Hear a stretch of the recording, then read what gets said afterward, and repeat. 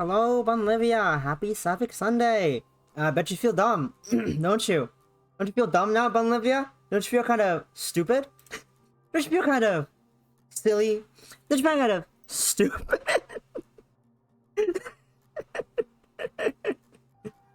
Hmm. Hi, Papaya Wild Wolves. How are you? Good to see you. Good to see you. I'm making fun of Bunlivia because she's very funny. She's being very funny and very silly this today. Very, very silly.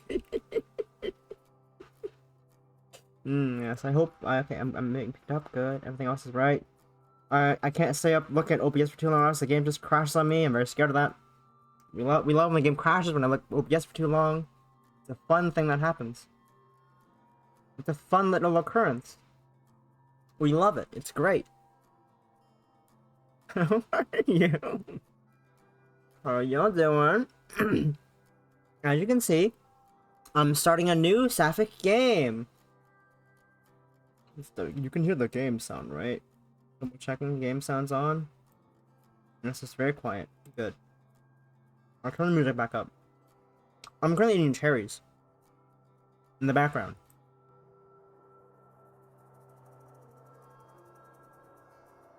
Spits out Perry chit. Anyway, yeah, we're starting Highway Blossoms. Never played it before. It's my first time doing it. I also have my friend in the background watching the stream, so if I just start looking up and just saying nothing, I'm watching them fail out playing Sunshine. It's great. But anyways, welcome to Sapphic Sunday. Welcome to my first playthrough of Highway Blossom. I'm excited. I've had this on my wish list for like I think ages now. Yeah, actually, I think I had this on my wish for ages, or like I've seen it for ages on like on my suggested before, and before I found out about Please Be Happy, I'm like, this looks interesting, but also like I'm not the visual novel type of person. Flashback to 2 years later, plays fucking PBH and has a weekly thing on Sunday of playing Sapphic games, which are mainly visual novels because I don't know, there's not many shortish like Sapphic games that aren't visual novels, but you know, I'm not nothing wrong with that. Visual novels are great. I love them. They're great. Anyways, with that all said, and I think everything I need is set up. Transitions on, fast forward, ambient sounds, voices, poggers, Amber's voice. Huh? Let us start the game. As I continue eating cherries.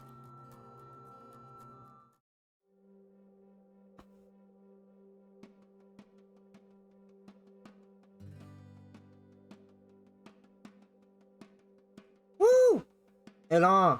We love Studio Elan.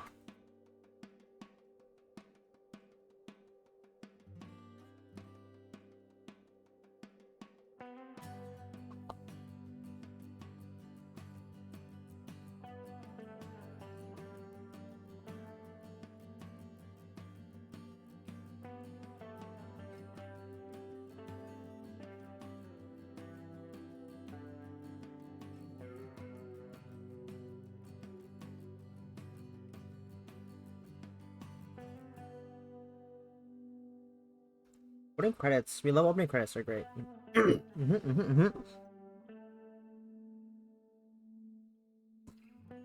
Open up the stream and there it is. It's us, I think. That's us, right? I believe that's us. I might be wrong. I think that's us, though.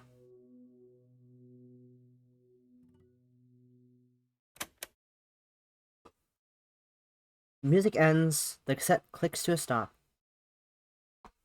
I've listened to it so many times. I've even memorized the placement of the static from the songs. Original broadcasts. I'm worried the deck might eventually eat the tape, but it never happened to him. It never happened to him, no matter how many times he's played the damn thing. So I'm not too scared. It used to drive me crazy. Let's make sure to save as I just double check audio. No sound, no music here. Odd, I still have Elgato as an open source. Turn that off. Check all my sound sources. They're all existing. I think we're good. Alright, we're good. Every day he played it over and over again. Sure, he would throw on something different after a few loops, but soon enough, he'd switch back and the cycle would repeat itself. Sometimes I think he would do it just to mess with me. I would be in the back, in bed, smothering a pillow over my head to block out the music. He would just turn it up louder, even during all-nighters. That was so like him. Even near the end, when we had to finally settle down, he was still pulling that kind of crap. I'd come home from school sometimes, and the police would be at the door because the entire block had called a noise complaint. He said it was because he was just hard of hearing, but I know he did it just to raise up, just to get a rise out of the old grouches who lived nearby. I think that was his worst fear. I think that was his worst fear, ending up just another bitter sack of bones. So he did everything in his power to be the exact opposite, right up until the end. Of course, that meant I would always deal with the fallout. I can't imagine what neighbors thought, seeing a little girl go door to door apologizing because some old man decided it would be funny to put plastic flamingos all over their award-winning lawns. I can help but smile, just a little, even if it does hurt.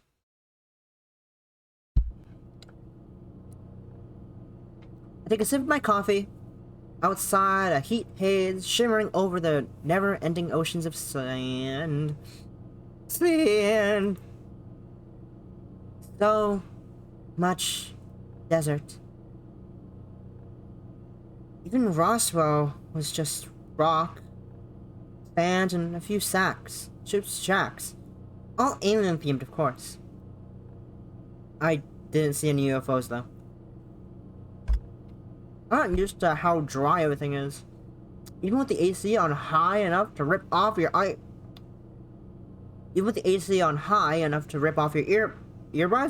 eyebrows, I can't fucking read. I'm still all sweat. I guess that's what happens when you laze around in snowy Colorado for a decade. In that regard, the desert is a nice change of scenery. I don't exactly hate it. New sights are nice, especially since his health didn't allow him to do a lot of traveling when I was a little girl.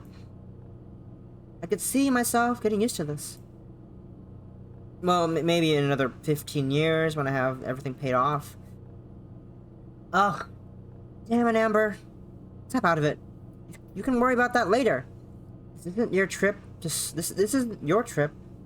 Stop being so selfish. I'll push the eject button. Marina's thoughts updated. Check this out in the gallery. I take out the tape and look it over. Probably for the 20th time today. What? What happened? Where? Where? What are we talking about? Where? What menu? Help. Help. Papaya bun, Olivia. I was making fun of you earlier at the start of the stream. I was making fun of you at the start of the stream. Roll, history, screenshot, voice overing, and advances dialogue. Navigate. Great.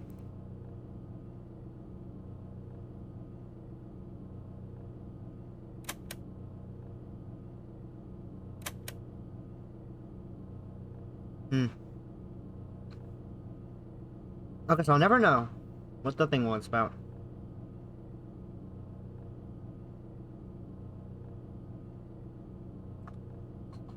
Gears with the brown stains and greasy fingertips are smudged all over, making it feel grimy to touch. It still works like a charm, though. There are more cassettes in the glove compartment. A mixture of mine and his. Mostly his. I should just play one of those and get it over with.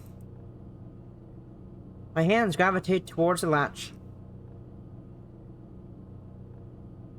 You'll be okay. Right? No. I snatched my hand away from the latch and flipped the tape over. Once again, I found myself staring. I should be doing that because I'm driving, but I'm staring apparently. With the sigh, I stick it back into the decks. I reach towards the play button, taking another look to see if the road is still clear. Like always, oh god.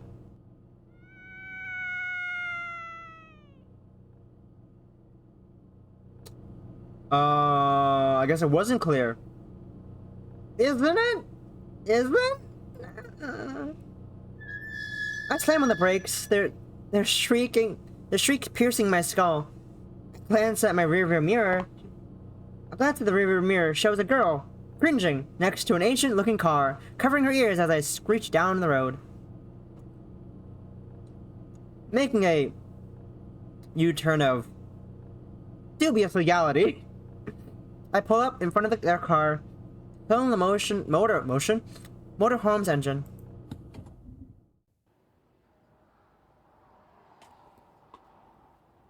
Hop out and shield my eyes from the blazing New Mexican sun.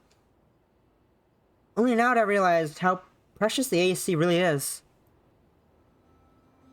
It doesn't take more than several steps before the girl comes bouncing up to me with a look of relief. Oh my god, thank you, thank you, thank you! I was starting to think no one would ever stop. Is it loud? One second. Oh my god, thank you, thank you, thank you! I was starting to think no one would ever stop. I think that was good. That was a good volume. I think we're good for volume. With each word, she gets a little closer until we're finally within touching distance. Touching distance? From each other. Her smiling face now filling my entire field of view. Her bright auburn hair is done into a girlish side tail, glistening beneath specks of sweat, standing out in the heat, has made her round, pale cheek a sun-kissed red. But she still looks put together, with the desert would sooner melt her than do any real damage to her looks.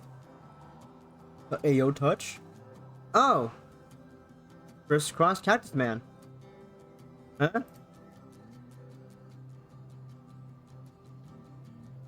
Touch? You mean like opens folder to find an image real quick? Quick, load faster, File Explorer.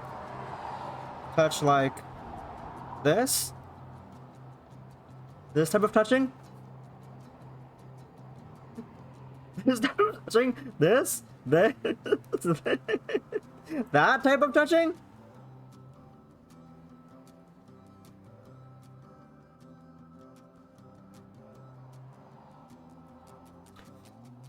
I almost feel embarrassed to be in front of someone who dressed so cutely.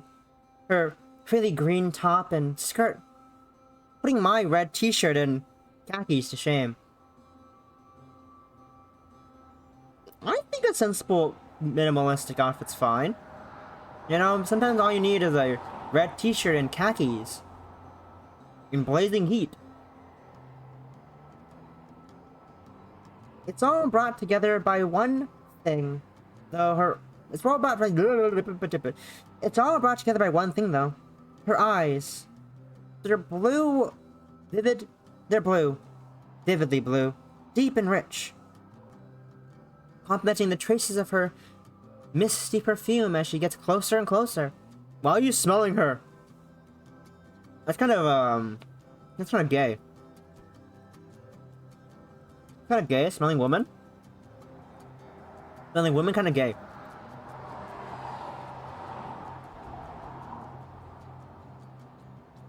Too close, too close, too close. Ayo. Too close, too close. I scrambled back and coughed right now. Hiding awkwardness. Yo, calm down. Ayo, calm down. No problem. Ayo, calm down. You're too close to me. What's she doing out here alone? Driving? Driving through? Hell, is she even alone? I peer off into the plains to the side of the road, half expecting a guide from his hiding place. Now that some idiot has fallen into... I love my cursor's fucking scrolling randomly. Now that some idiot has fallen into their trap. That idiot be me, of course. Me? Me. But, much to my surprise, no one does. Instead, the girl continues to stare at me, smiling as she patiently waits for my response. I glance behind her, focusing on her car. So what's the issue? Your car breakdown? I think so, yeah.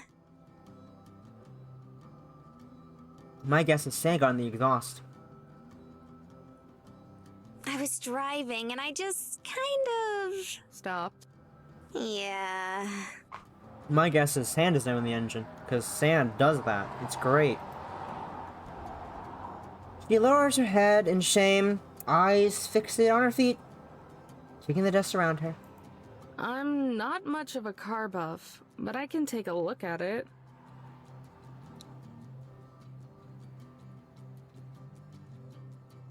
Her head pops back up, and life returns to her eyes.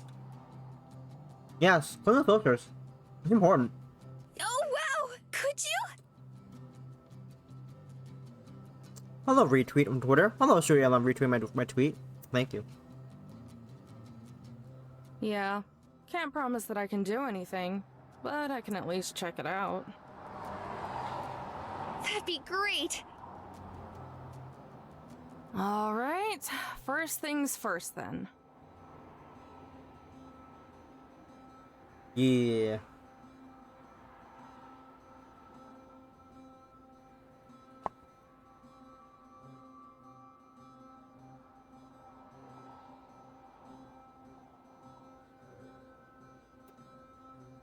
Wow, you know surprisingly a lot about driving on reserve or whatever. It's interesting.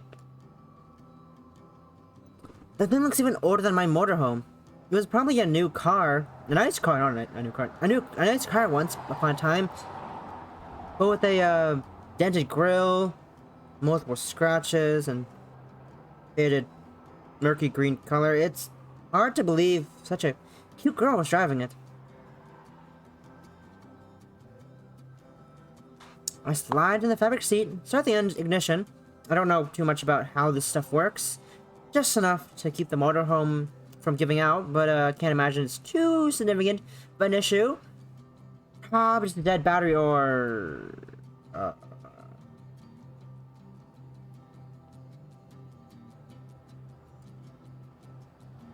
no gas. Single car passes by, cooling us with a refreshing gust of wind, sprinkled with dirt and sand. Is something wrong? Is this a joke? Oh no, did I break it? Ma'am? No, it's just out of gas. What? No way! I love how my Bluetooth, on my laptop is so janky that sometimes when I want to listen to things with my Bluetooth headphones, it starts cutting off of that. So I just heard, no, it's just ass. Is it broken? No, it's just ass. It is just ass. Thank you, Bluetooth. My laptop Bluetooth system. It's great. It's amazing. I love it just are cutting shit out randomly. It's great. It's just ass, my guy. It's just ass. Dad said I should have filled up before I left. You think? Is she for real? Why is this girl in the middle of nowhere by herself? As if trying to force all the ideas into the center of my brain, the girl grabs her head and whines under her breath. Ah, man, and I didn't charge my phone either. What am I gonna do?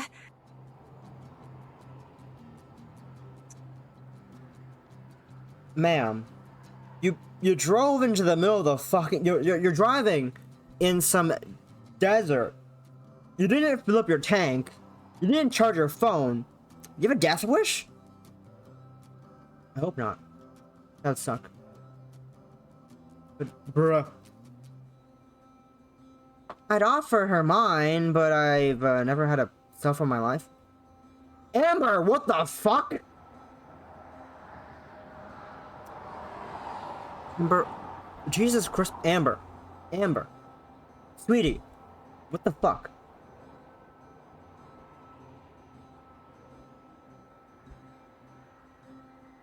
Olivia, no.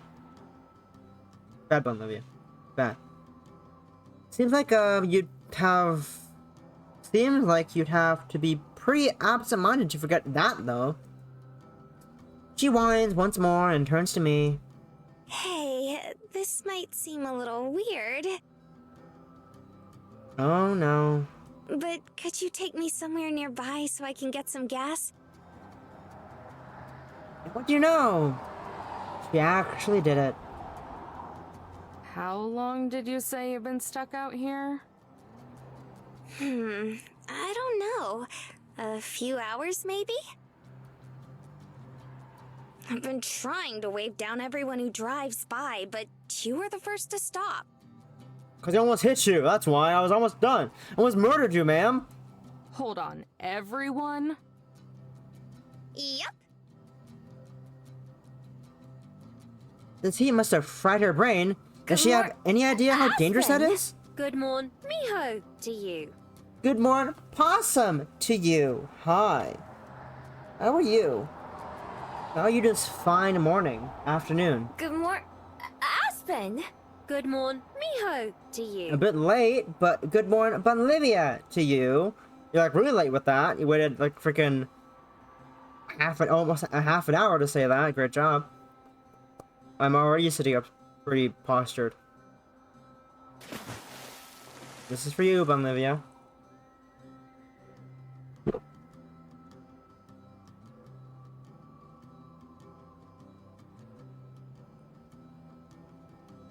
That's probably not a good idea, you know.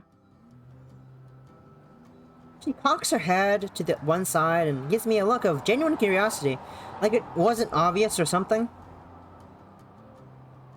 I know, fancying me. Also fancying you there seeing you and someone else's stream last night as well. While you're watching my stream. I feel betrayed, Possum.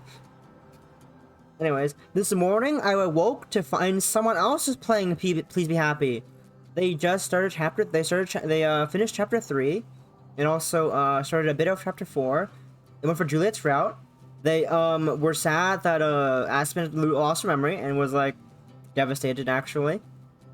The funny thing is, she's like, I'm gonna choose Juliet because I don't know. Because we also, I want to wait. I want to wait for my feelings for Aspen to develop. I was like, okay, this is. She doesn't know. She doesn't know.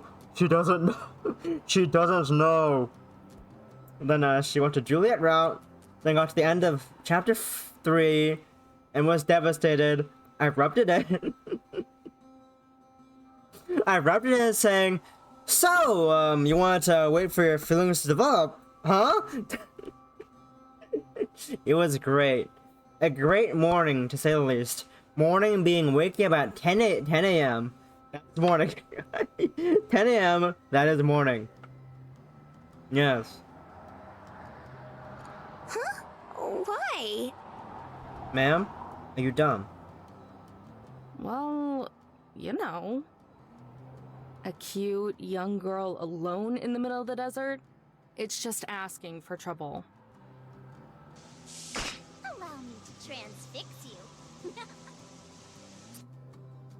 Thanks for the follow, Mimic Cutie. I've seen you before.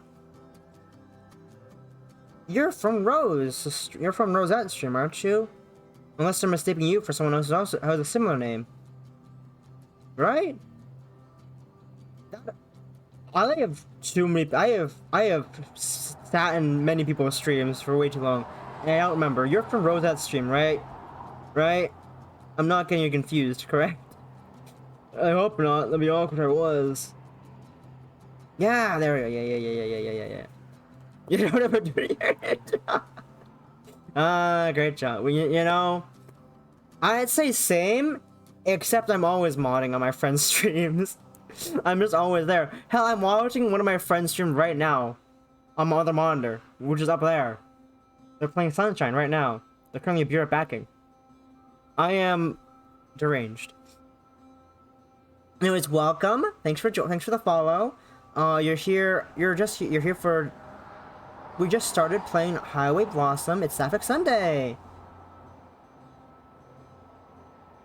You know, that's fair. That's what happens. That's what happens. You love Highway Blossom, Pog? Yes, I'm always. I watch my friend's stream. Literally, I literally sometimes watch a rat stream if she's streaming at the same time as I do. While I stream, I was like, yes, this is what I do. This is normal. I just watch people streaming and watch things in the background. That's what I do. This is a normal streaming habit. Very healthy, very normal. Everyone does it, clearly. But you're a cute young girl alone in the middle of a desert. But I'm in a motorhome. It's different. What? Also, I'm cute. Oh wait, shit! I need to put the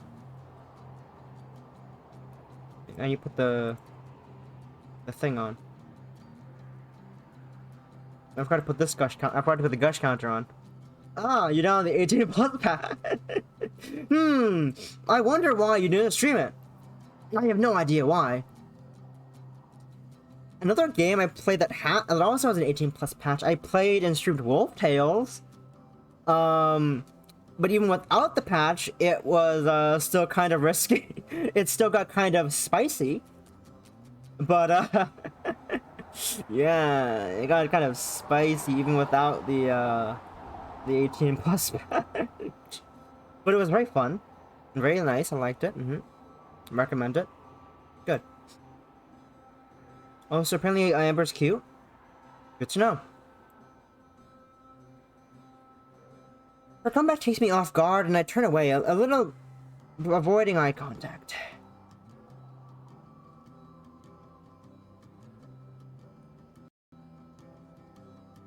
I don't know. I haven't played this before. This is my first time playing, so you have to ask Mimikute. Mimikute. Yeah, but that's different. I have a giant motorhome. You're in a dinky car. A smile returns to her face. The same bright one that she showed me when I first pulled over. I'm still avoiding eye contact, but she leans over in the direction I'm looking and continues to smile. So, do you think you can give me a ride? Yeah, but I Amber. I look at people. They run away in fear.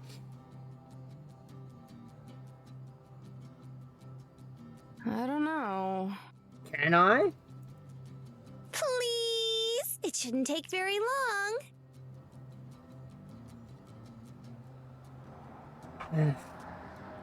This girl, it's like she doesn't even listen to what I said.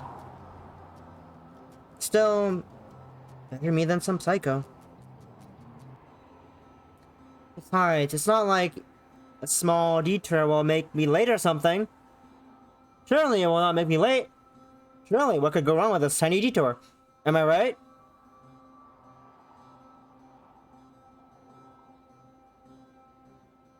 I guess it's fine. What could possibly go wrong? Ah.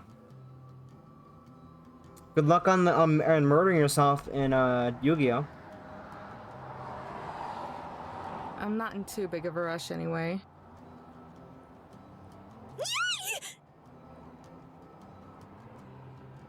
Before I'm even finished, she springing off the ground, bouncing to the motorhome. Hey, wait! But it's already too late. As she somehow made her way into the motorhome and before its owner, even finding the time to give me a small wave from the passenger seat. I heave a heavy sigh, drop my tempo as I climb back up into the driver's seat. Don't you have things you want to take with you before we go leaving, even though we're gonna probably come back to your car? You know, just for, you know, precaution. In case for some odd reason we just leave without you, and we never come back for your car when we leave, and we just kind of just take you, and you know, well, also, what's your name, ma'am? You're just gonna leave your belongings in your car, even though we're going to come back, probably, maybe, I don't know, copium. But, you know, just for a precaution's sake, you don't want to take your belongings with you? The key is still dangling in the ignition. I wrench it around in the motorhome, roars to life, forcing a surprise squeak out of the squeaking? It was squeak? It was squeaking? Squeak? You know what I'm talking about, Olivia. Squeaking? By the way, my name is Marina. Thank you so much for helping me out. Marina, that's her name. Her name is Fiance. A good name. A good name. Also, have you guys watched the final episode of Gundam of G-Witch?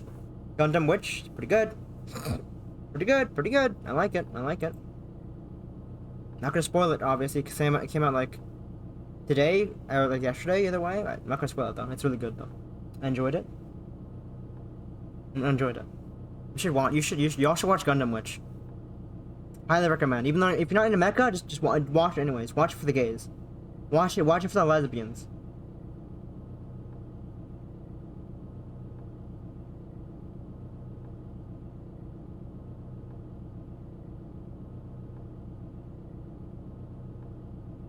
You should, Possum. It's good. It's gay. It's fun. I also when I started watching Gundam Witch, I was very surprised how much mecha I've actually watched over my lifetime. I've watched a surprising amount. I watched Gurren Lagann.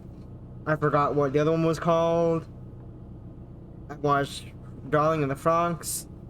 I watched Eureka 7.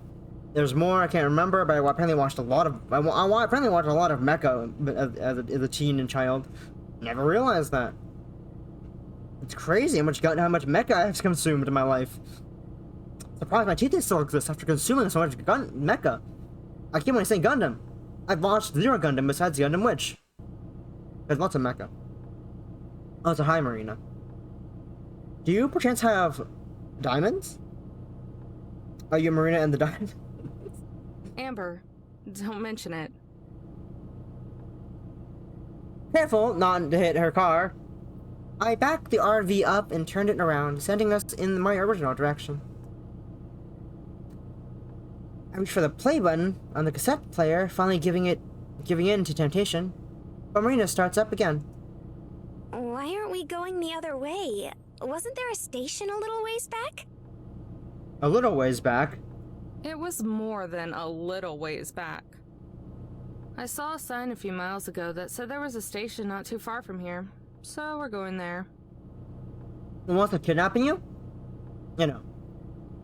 You know the thing I kind of warned you about very, very vaguely? I'm gonna do that to you right now.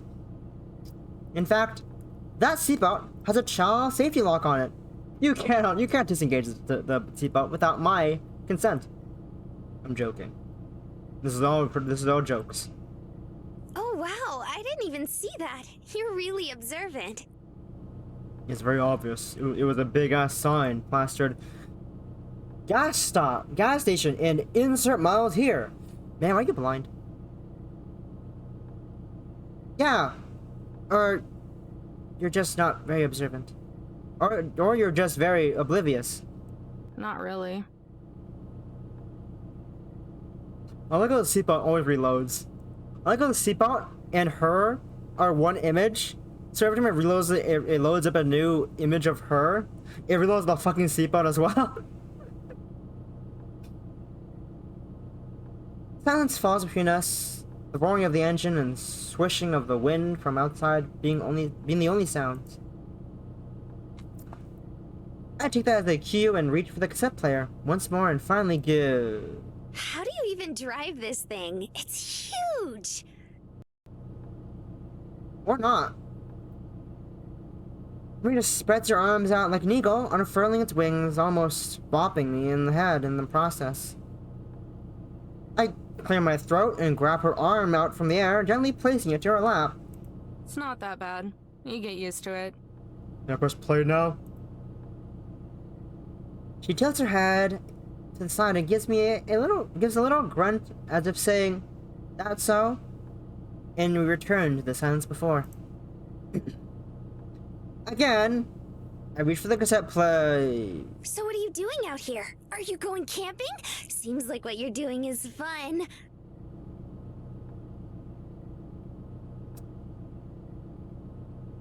Take a deep breath and hold it in as long as possible before letting it out. Just traveling. What about you? Why are you out here? Oh, well, it's kinda silly. How silly. She scratches her head and lets out an embarrassed laugh before staring at her feet. She quiets down and surprisingly stays quiet. Well, looks like that worked. I reach for the cassette player one last time. So for a moment, look at the gut compartment, and then Marina, who looks lost in thought. Finally, I press play.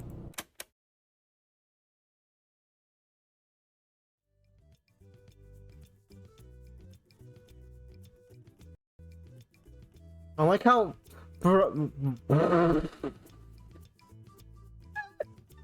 this is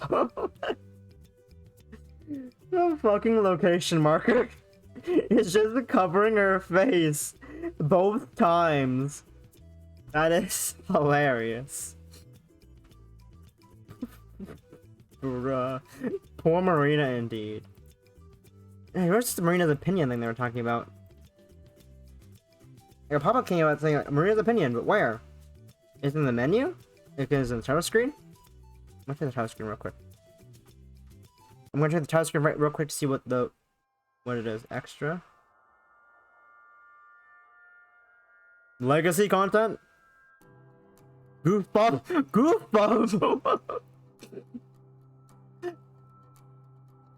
Goofball mode with all the money you know and love with 401k investment tips. Mixtape and fourth wall breaks.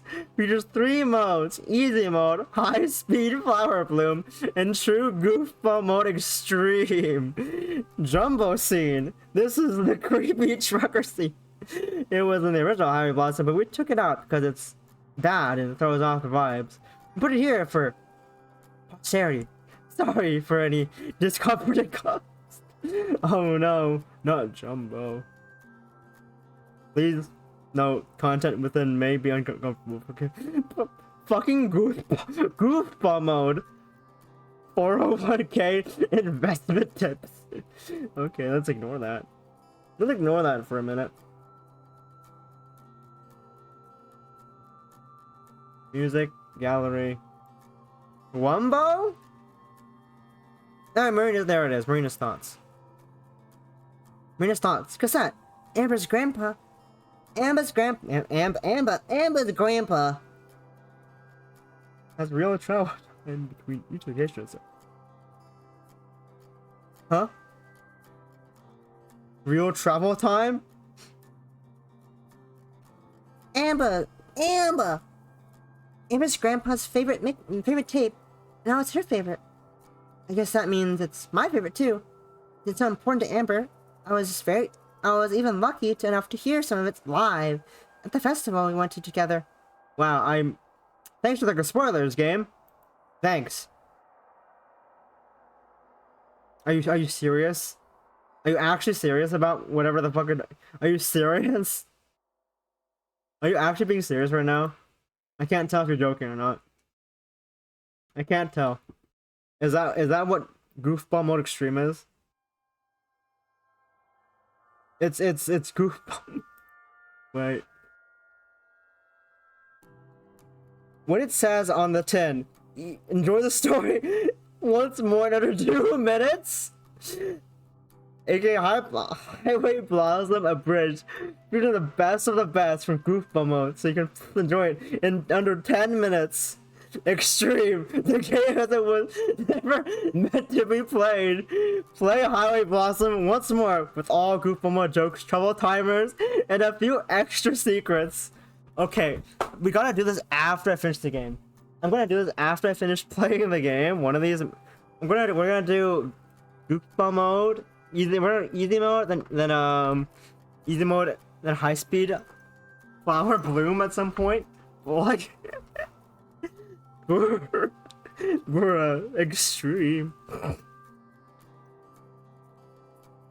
Maybe if I get the drive to do a subathon, I might do it. I might do extreme at some point in my life. It just sounds hilarious though. Hilarity. It's back to poor Marina being covered up by the fucking location markers. Poor Marina. A pleasant little chime greets me as I enter the station. Marina trails close behind. The driver's quiet after I turned on the music. Turning the tables on her and asking what she was doing out there seemed to throw her off. Extreme sapphic times. I didn't mean to come off as cold as I did. It's just been ages since I've had a conversation between accepting some half-hearted I can't fuck. It's just been ages since I've had a conversation beyond accepting some half-hearted condolences. Though to be fair, I haven't really wanted to hold one.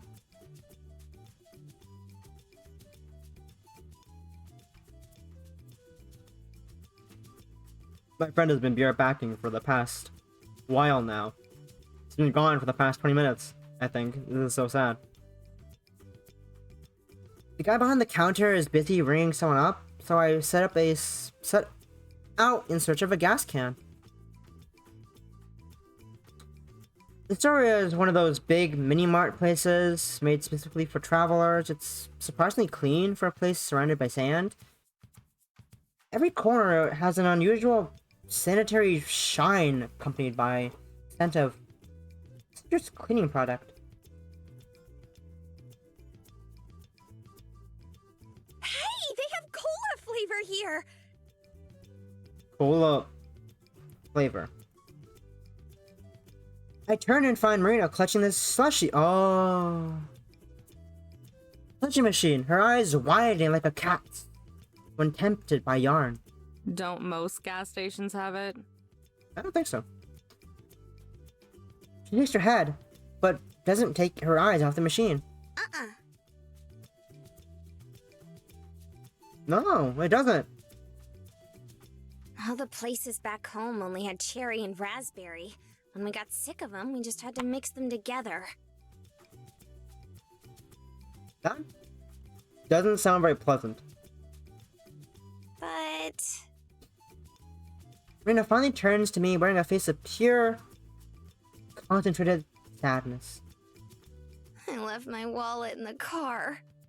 See? Look! Maybe you did need to fucking grab your things from your car like an oh god. It's the saddest thing I've ever seen. Just looking at her. I can feel my heart break. Oh, wait a second. How were you expecting to pay for the gas? I don't know. I just remembered. How did she last 5 minutes out in the desert? Fine, I guess I'll pay for it. Really? Yeah. And grab yourself one of those slushies too. Woo! Slushy! Woo! but make it a small one. Oh. What small slushy? Her pure, concentrated sadness melts into pure, concentrated happiness. You're the best, Amber. Oh. It's so brown. I mean, that makes sense, but also, it's so brown. She grabs a cup and holds down the button until the slushies overflows and drips on the side. We're not paying for that extra slushie that you just wasted, though.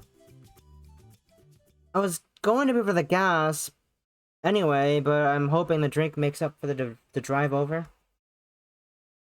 I spot the gas cans, and with Marina happily sipping her drink, grab one and head for the counter. Oh hey, the guy at the register is still ringing. The same girl.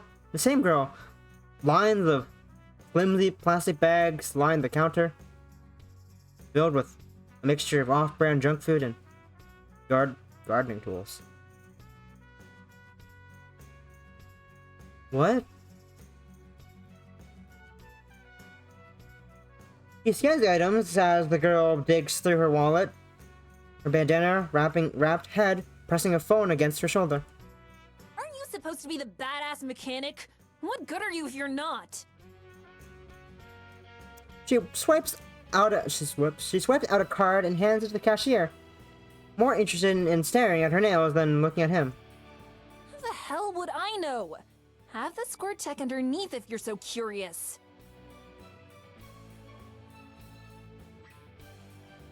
That voice sounds familiar.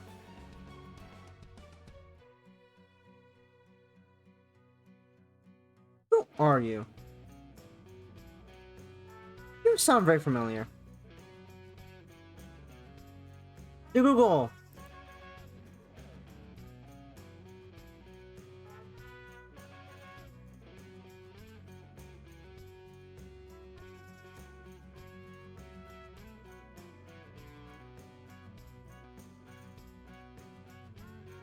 IMDb, tell me, who are you? Who is this? Who is Mariah? Who Mariah name? Wait, VA.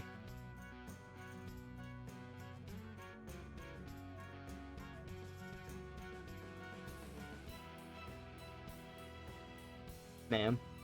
Yes, what? It's hot. Look, Bunlevy, it's a hot-ass desert. What do you expect? Just not to be out? That's unreasonable. You're being unreasonable.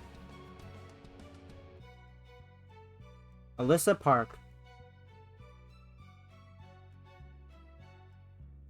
My thing is going really slow. This is great. I love how slow this is being on my because I'm on my computer.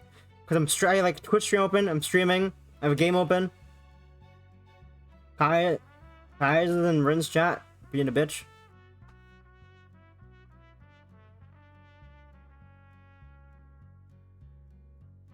Who is Jill Harris?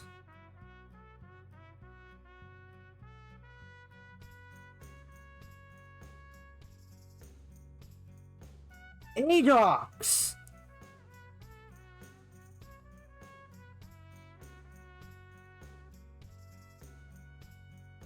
It's Adox!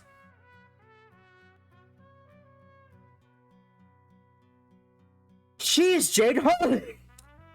I know her from Jade Harley from Homestar. That's why it's familiar.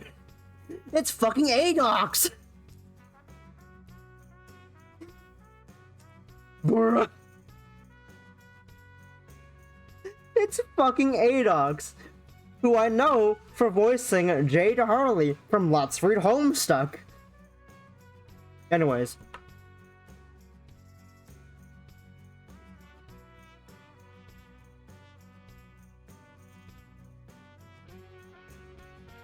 Back to the game. On the other end of the line, I can hear the faintest of squabbling. I can't make out anything they're saying, but the tone sounds worlds more tolerable than the girls. If it's that old, then I say do it. Cash is cash. It's not like anyone's gonna care. Now that I know that this is Adox. Now that I know it's Adox, I love finding out who the VAs are, and then regretting regretting decisions of finding out who they are. It's fucking ADOX. I can't believe it. You better not take as long as last time, though. I'll be waiting for. If it's that old, then I say do it. Cash is cash. It's not like anyone's gonna care. You better not take as long as last time, though. I'll be waiting for you slackers outside.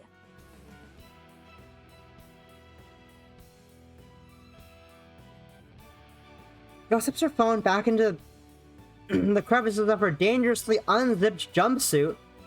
Oh. Never mind. I thought you were gonna put it somewhere else. With little clothing she has on underneath, looks like it's going to burst from the slightest movement. Not my type, especially with that personality.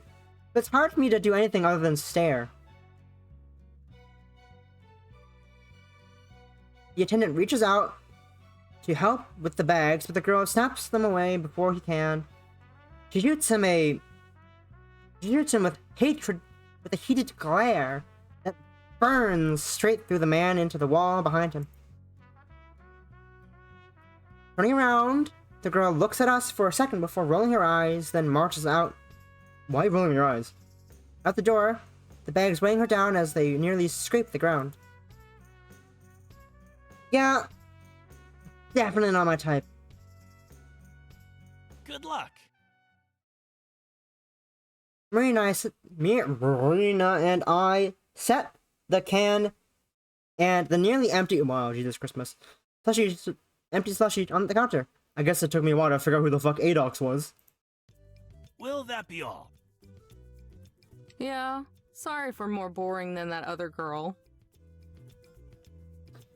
Yeah, sorry for more Hello, boring cursor, than fuck you. Cursor, I mean my Scoville. The attendant hacks out a dry cackle and scans the gas can. He flicks his oily ponytail behind his shoulder, then rings up Marina's drink. Been a lot of folks passing through and stocking up the past few days. It's been a good change of pace. I'm guessing that's why you girls are here too. Marina eases in towards the counter, nudging herself tightly between me and a rack. Her hand creeping over to the slushie. For what? I'm just heading out to California. If I don't end up driving myself insane first. You mean you don't know? No. The attendant freezes, forgetting about the scanner in his hand. Blinding light beams from it onto my chest. About what? Why, the treasure. Marina's hand stops just shy of grabbing the cup. Treasure? The clerk's chubby face morphs into a grin. You telling me that you girls haven't heard of the treasure in the journal? I have. I frown and embarrassed. Marina looks at the floor again. Her cheeks flush red. I guess she is always just this forward. Oh, well, I heard about it on the news. It's kind of why I drove down here. You drove out into the middle of the desert for treasure? Sounds kind of dumb. If you're asking me. Sorry, but you've lost me. Mm-hmm. Not just any treasure, Missy. The miner's treasure. Eh? He says it like that should clarify what he meant. I stare at him. He stares back. Rena sips the last drug of his rage of her slushie. You honestly don't know. Having a clue. Not a clue. Are you gonna change that? A little feisty, ain't you? Not really. Just have stuff to do. Fair enough. A little while back, Some folks were going through all the trash in their garage. As fate would have it, they came across an old journal. Mm-hmm. Turns out the thing belonged to their great uncle. Or maybe it was their great grandfather. I don't know. Some dead old man.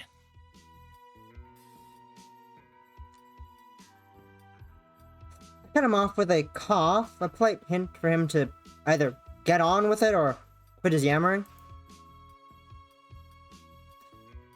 Despite apparently knowing all this, Marina continues to stay focused with rapt attention. Sometimes her drink makes that annoying slurping sound again. Sorry. I'll try keeping it short. Anyway, after flipping through it, they found out that he'd struck it rich during the gold rush.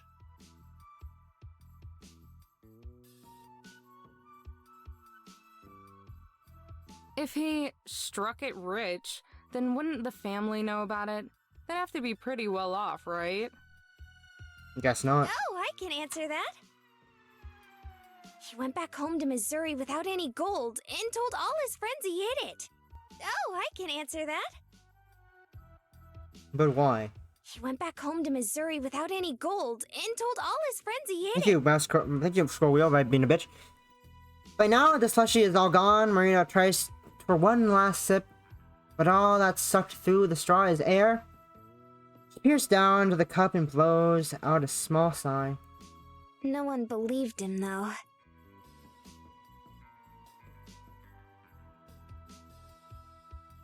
I raise an eyebrow. If even this girl knows about it, then I must be more out of loop than I thought. Well now, looks like Sister here has been doing her research. Mm-hmm.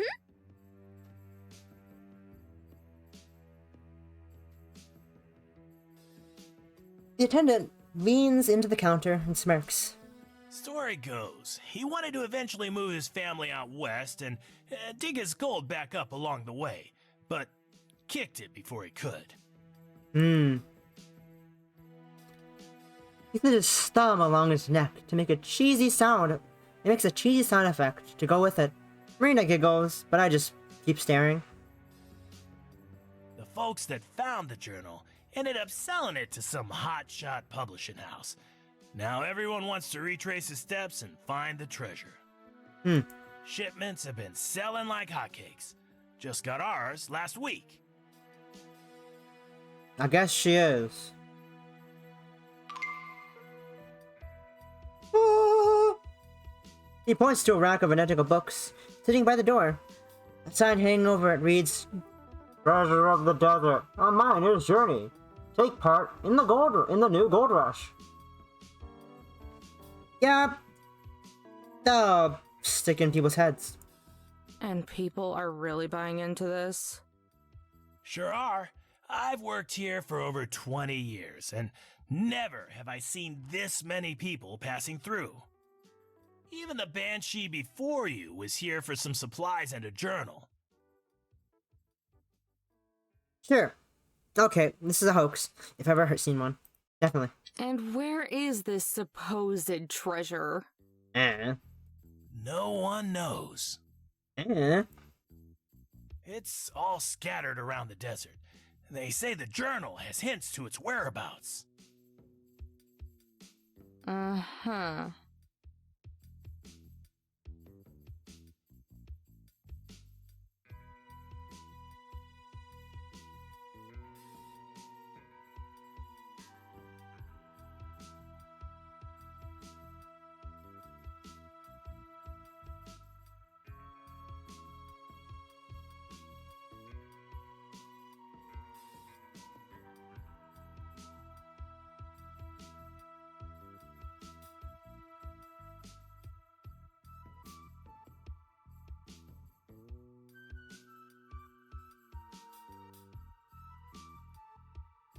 Sorry, my friend during my friend's stream is being weird, as usual. Anyways. Marina, you said this is why you drove out here. Yes, I am just staring off in the distance, looking at my other monitor. My other friend, who's now joined my friend's stream, is being weird. Yep, that's right. But you don't really believe the treasure exists, do you? Sure I do.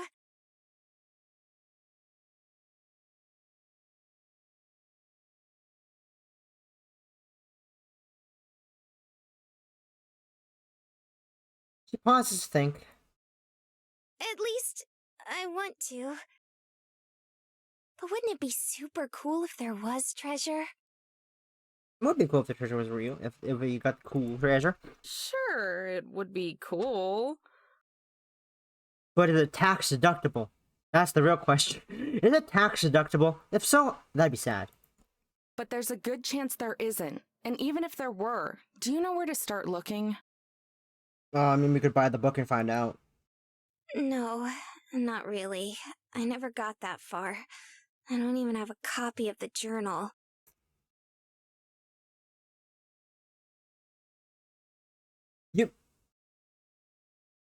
You're looking for the treasure, but you don't own the treasure map for the treasure.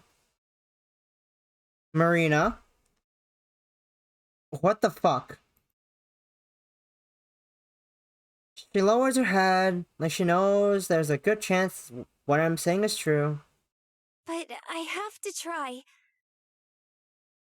Her voice is soft and quiet, but there's a faint glow of determination behind it.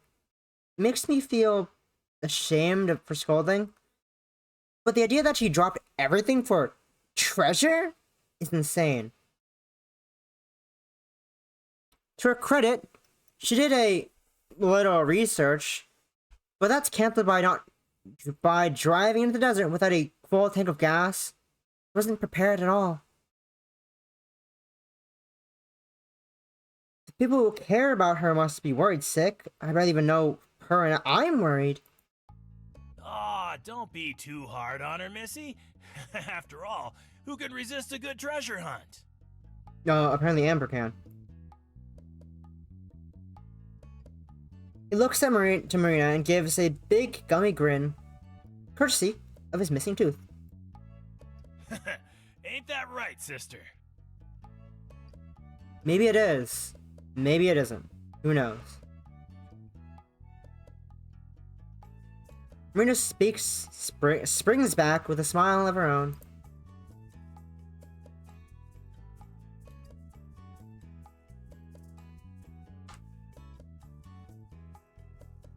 Let me think as I head by my friend real quick.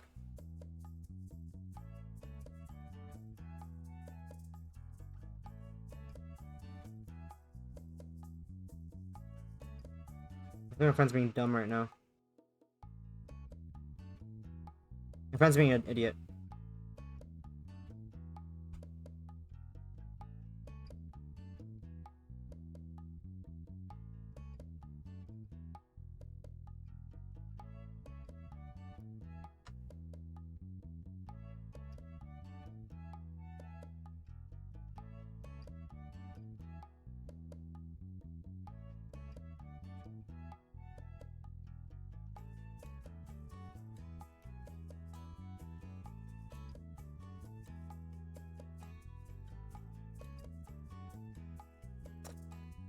Sorry, I'm cringing. My friend made the shittiest joke ever. That doesn't make any sense.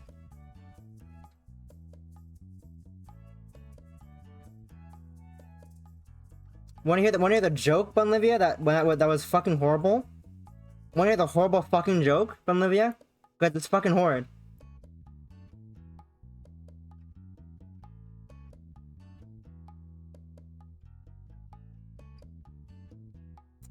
Okay, so or no, you're not the joke, Olivia. So this is what my friend said. So did you know my friend's parents are trans? Yeah, they're in the chat right now. But you can't see them because they're transparent.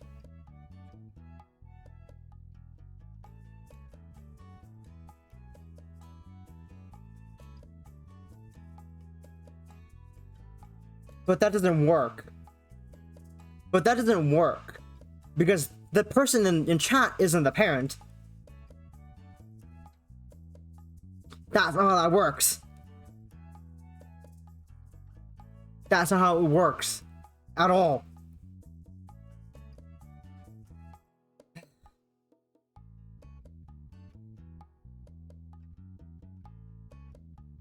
It's not. No, it's not how anything. That's not how anything works. Anyways, back to the game. That's right. After being disappointed in my friend and his horrible fucking joke, rolling my eyes like I did just now, reaching my pocket and pass some crumpled bills to the clerk. Yeah, well, I'll believe it when I see it. He shrugs and stuffs the cash in the register. Though now I'm just paying for the tank and an empty cup. I pocket the change. I give a casual wave from the exit that should be a good enough thank you. Marina follows, though a bit more animated, waving her arm like a fan as she says goodbye. Oh, and sister? Yes? Yeah? You go ahead and take one of them journals. Huh? Free of charge. Woo! Ayo, free book? Pog. Really? Ayo, free book? Pog. I love free things. Free things are awesome.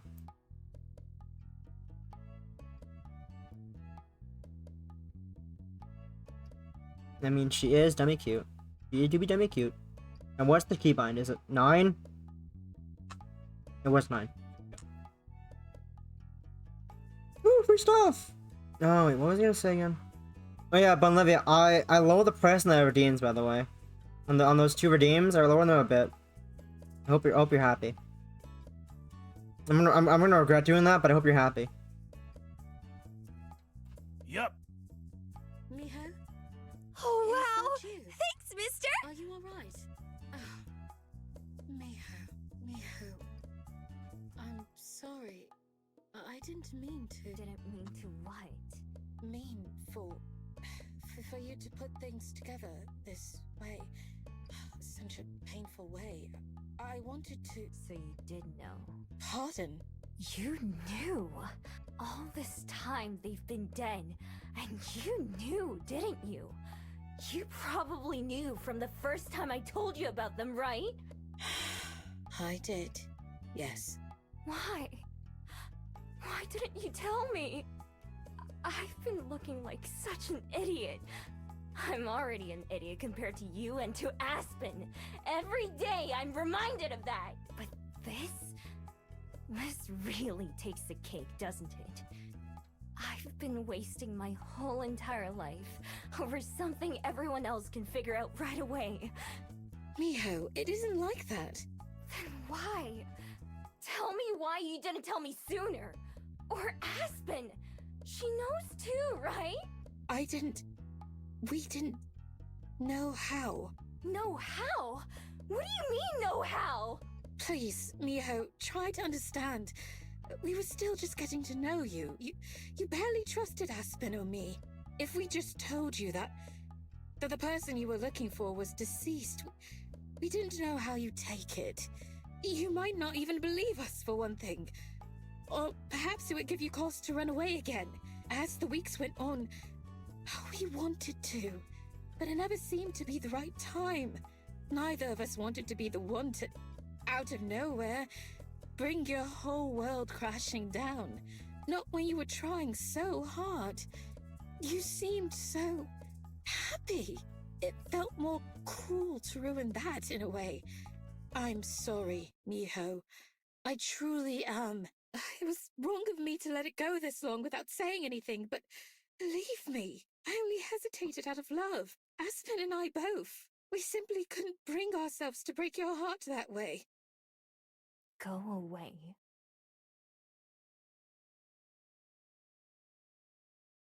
Thanks, Possum, for the sangria miho.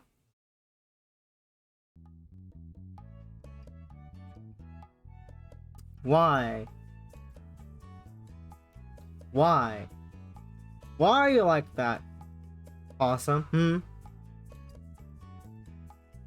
You really did that. You did that yourself. You did that to yourself. I will not lower the tits volume again because it's. I raised it up.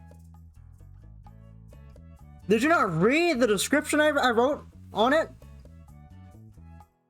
I wrote a description on what Sangry Miho was. Which was the plays the sad and angry Miho scene. It says that right there on the redeem description. How would you not know?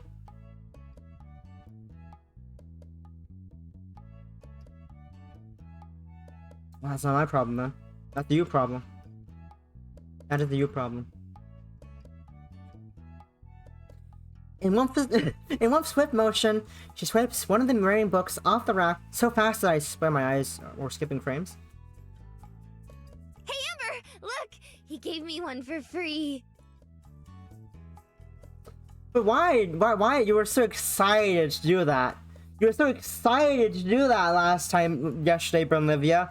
You were so excited for the new Juliet and Miho redeem that I added. You were so excited for that.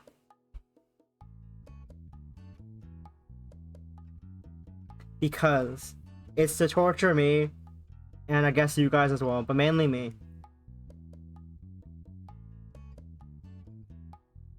Anyways, you know, you can still have fun you can still have fun with the free soundbot thing, sound alert system tab thing. Yep, words, they exist. They exist somewhere. Yeah, I see it. Aren't you happy? Aren't you happy? Aren't you happy, Possum? That you subject yourself to this? Learn to read, guys. It's Wait. important. Ooh. Huh? I like how I think it's the title. I like how I think it's the link in the sound alert message. Played blink. Stopped responding for 0 bits. I do not hear chattering and nod as we walk out of the parking lot, so we can finally get the fuel. Yeah, let me download Asmodon.exe. The attendant shouts one last thing, his voice fading behind the glass of the closing door. Good luck on your trip.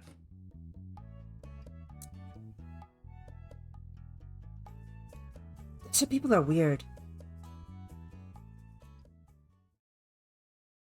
I can unmute my friend now. No way.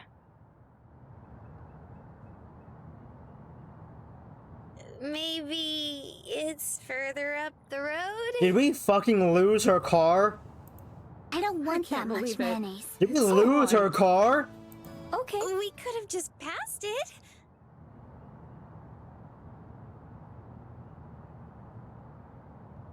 I think we lost her car. We weren't even away that long. How can it be gone? Did someone just steal her fucking car? We stare. The empty space that once housed in a certain ugly green car.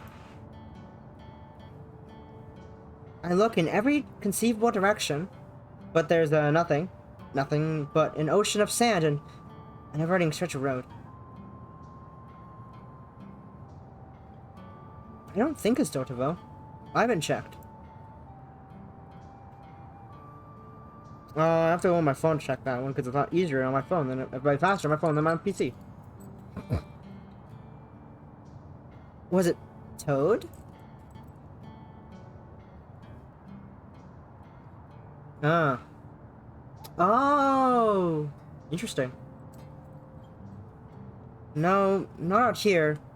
Not this quick. Where the hell did it go?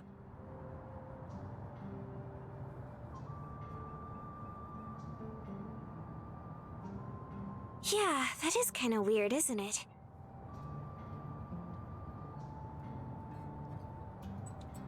Mina's hand rests against her cheek as she looks on with only mild confusion, like she's trying to solve a small mystery. Your car is missing! That's more than a little weird. Well, It's actually my big brother's car. He just lent it to me when he left for college. So, and this is why I said you should have taken your things from your car and put it in the mobile home for safekeeping. But no! Everyone said that was dumb. All you need is your fiance.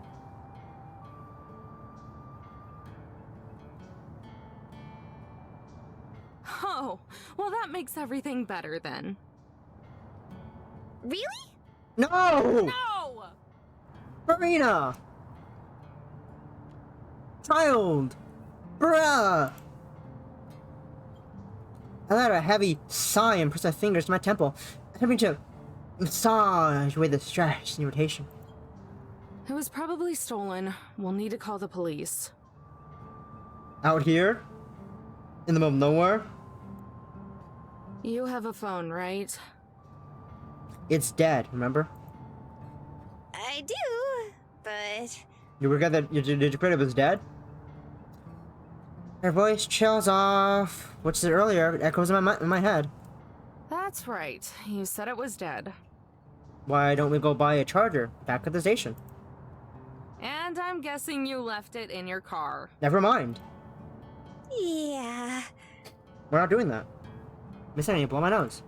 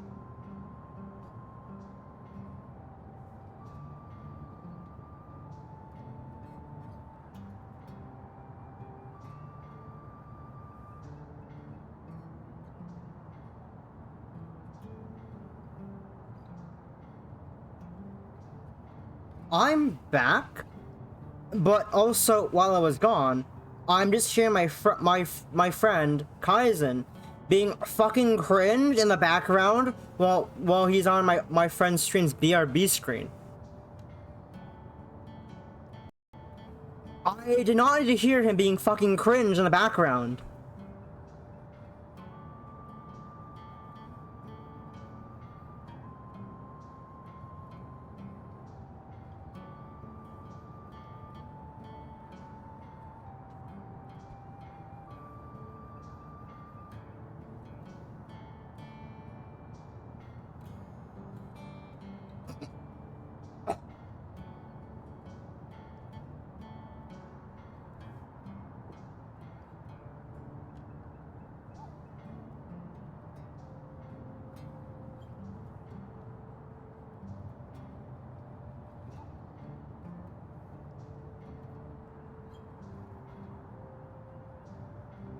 My god, my fucking friend is cringe!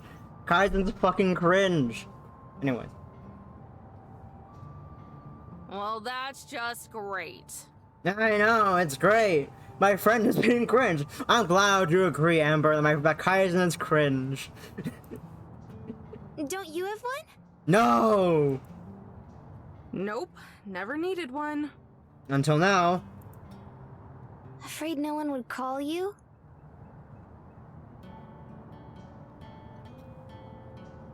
Marina, I love you, but also, that's a bit rude to ask. Not quite.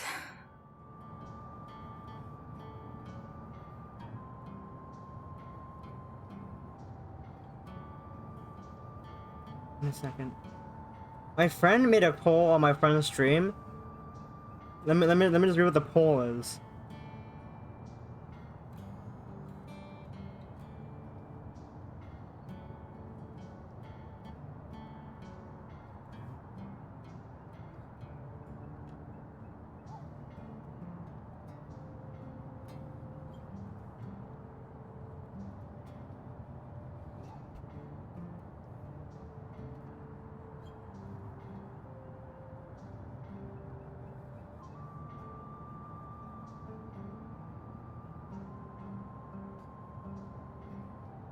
I'm confused. I shield my eyes and look out at the dark sky. Its color has shifted from a glowing orange as sunset begins to settle over the distant valley peaks. It's going to get dark pretty soon. Don't worry, Amber. I would call you. I appreciate it, but with what phone? None of us have phones anymore. We can't just leave her. Even if she did have her phone, it would take forever before we could get out of here. She'd go from burning up in this heat to freezing out in the cold within a few hours.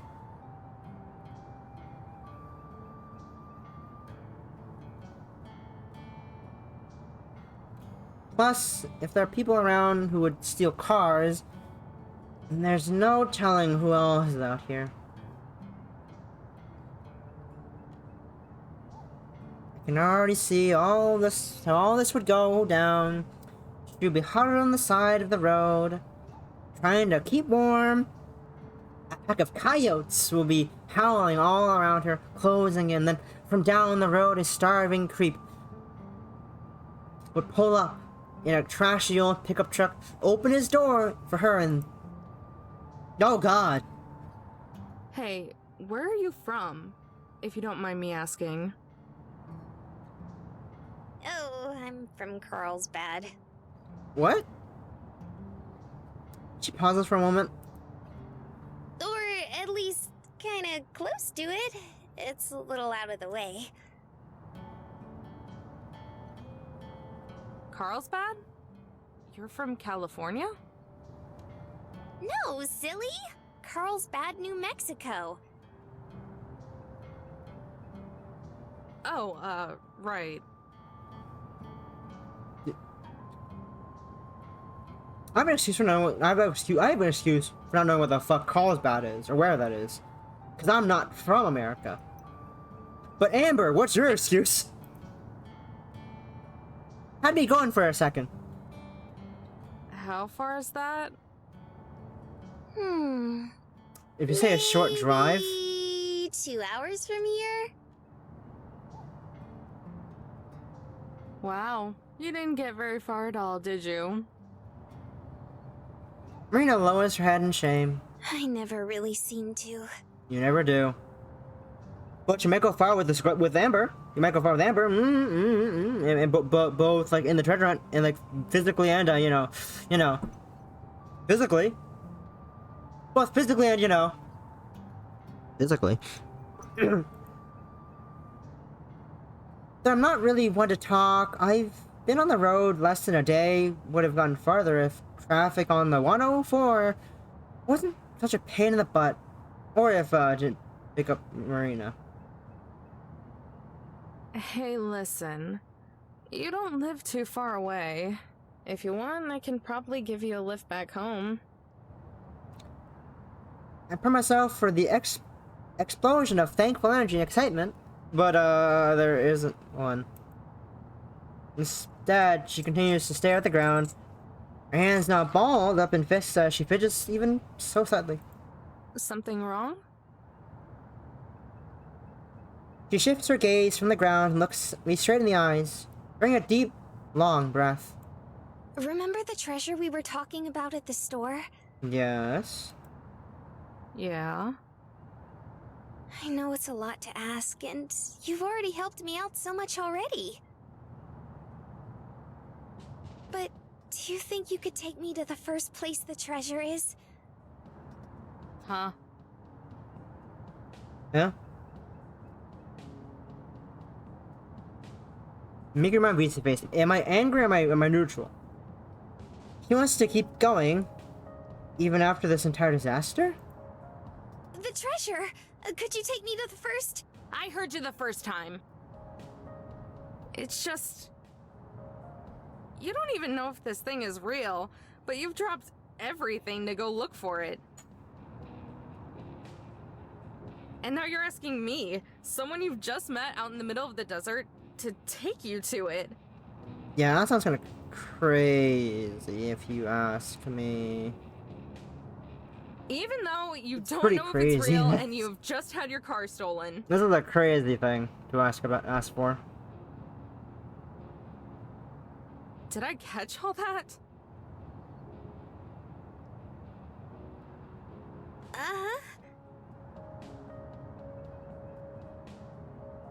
Nameless. I am at a loss for words. How do I even respond to that? I try to recollect my thoughts, but only one word comes to mind. Why? Marina shrugs. Nothing more than that. She just shrugs. I took a look at her, a good look.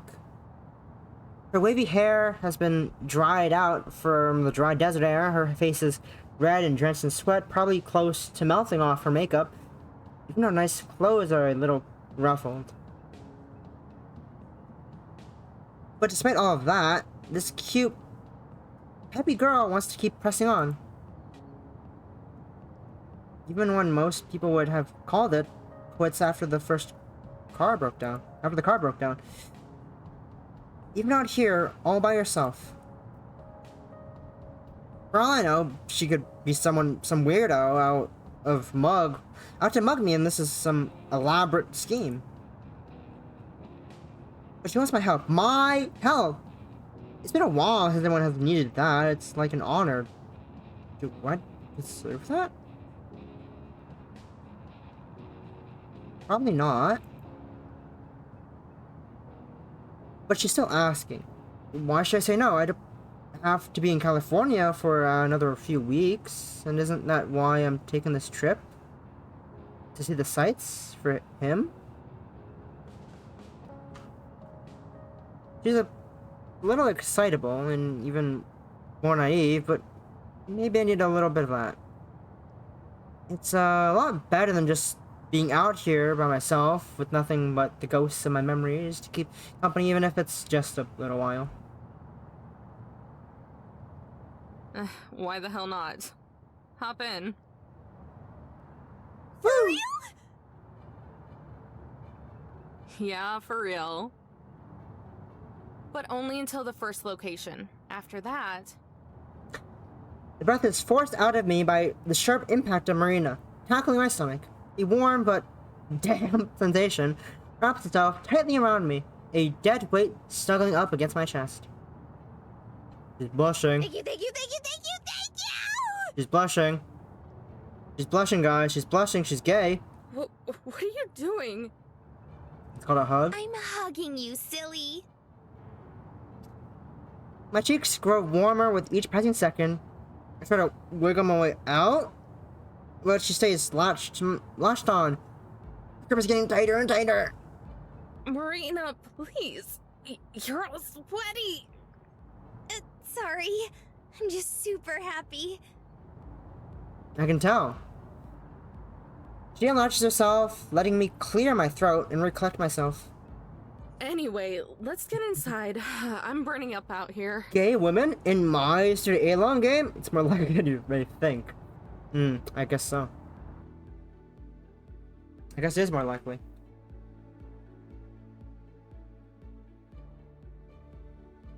We clamber back inside instead. Oh my fucking god! I can't read. Give me a second. We clamber back inside the motorhome, leaving the dry hellishness behind. Turn the ignition and let the AC blast away the RV stiffness.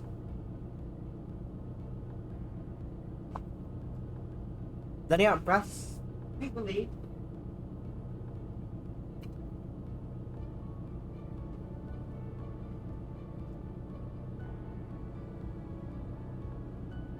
And I collapse back into my seat.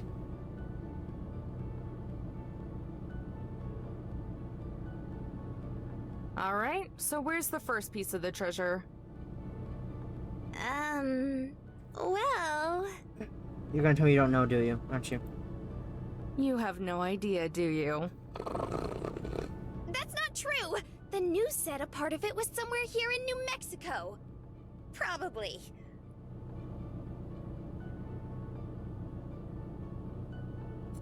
I'm not surprised at all.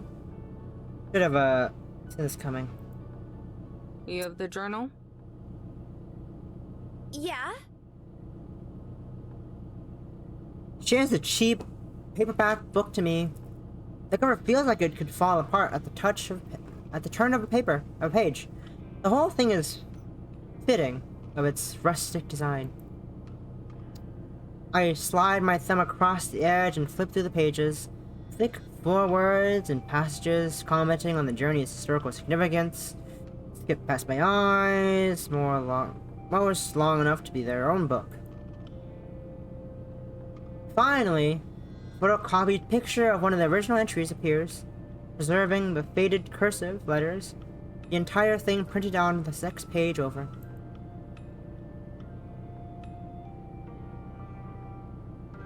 Crusting brown stains and wrinkles engraved the photo.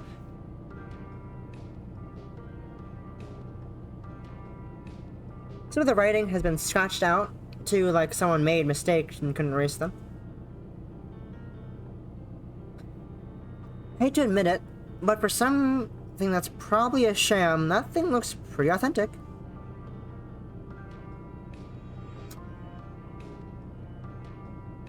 With bounty and satisfaction in hand, I am now homeward bound, and the perilous journey forthcoming. Through my unrivaled intellect and unmatched ambition, I have succeeded in accomplishing what many believed would no longer prove profitable. Of course, this only comes at a surprise to those around me, not myself. I have traveled this way on the trail with many others from the Missouri Territory. But as my typical characteristic success grew, I could sense the envious stares amongst my so-called peers.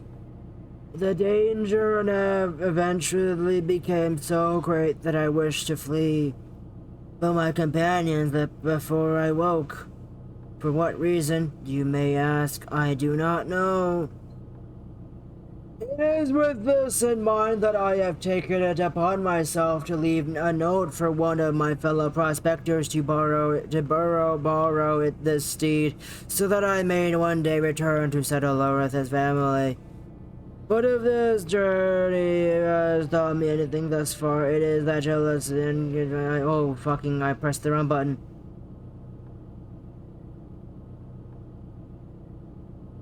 Jealous conniving eyes are evident, but I am no fool. With my unparalleled wit, I have chosen to. I'm not reading then all this crap. What should I actually start?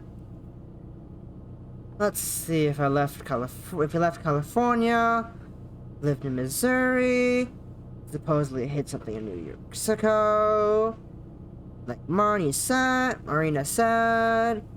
What we're looking for is likely a later entry. Ah, here we are. Alas, I have reached the final point of my division on my travels. During my stay among the ruined sanctuary, the rogue native Lamasi have informed me of a landmark that was rich in the mythos of his people. Considered sacred, he said the chance of the gold being discovered would be very slim. He referred to it as a winged rock, a monument erected toward the sky. After my previous detour, I have finally arrived. It is with much disbelief I must say my friend Lamasi was right. It is not just a monument erected toward the sky. It is a mountain, almost as if the Lord himself had struck up the earth among the sand. It is guarded by trails of rocks around it, all branching from the mother rock. On this journey, I have encountered many different sights, dangers, and yes, even an occasional friend. As I look upon the mountain before me, I am reminded once more that there are things bigger and greater than I. Although I am not yet rid of this cough, my soul has been humbled and removed of fatigue. I can think of no better place to store the last of my gold, and I anxiously await the day I return. What does it say? The gist of it is that it's near a big rock and a bunch of little rocks. Fuck! That should narrow it down, right? No, it should not. It does not do that at all. You know how many of those there are, Marina? There's like 1,000 of them.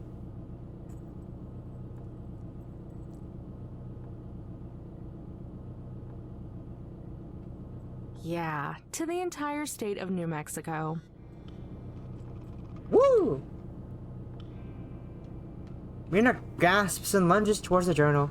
The muscles in her neck tensed and eyes wide with panic. That can't be the only thing he mentioned. There has to be more. I raise the journal high above me so she can't reach it, using my hand as a blockade against her head. She desperately tries to grasp for it. Sheesh, relax for a second. I actually have a pretty good idea of where it might be. She sittles down, still stiff with anxiety, nibbling at the tip of her thumb. I lower the book back down and read over the entry one more time just to make sure. There's a part where he calls it a winged rock. Assuming my years of reading travel guides and brochures weren't totally useless, then I'm pretty sure that's a loose translation of what the Navajo used to call shiprock. Nice.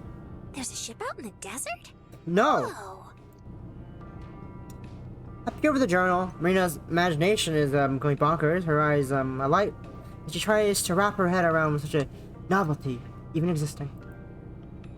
How long have you lived in New Mexico? Marina swallows up with pride, only to deflate like a balloon before speaking choosing to blow a misplaced strand of hair out of the way. Oh, my life. I sigh and slam the journal shut. It's a small mountain near the border of New Mexico and Utah that's vaguely shaped like a ship. Oh, okay. That makes way more sense. Marina, sweetie, you're adorable. And you're dumb. I'm surprised you haven't heard of it. Thing's a landmark. Yeah.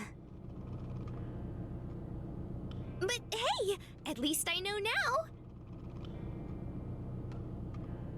Shrugging, I put away the journal and smirk. Misplaced as it might be, her cheeriness is a good mix-up from the norm. Do you think the treasure might be there? Probably not. Don't know, but it's worth a shot. We don't have anything else to go on. Sure think you it's too don't want me easy. to just take you home? Marina hesitates for a moment, turning to the windshield as if to dodge the question with her eyes. No, I think I want to do this. Alright then.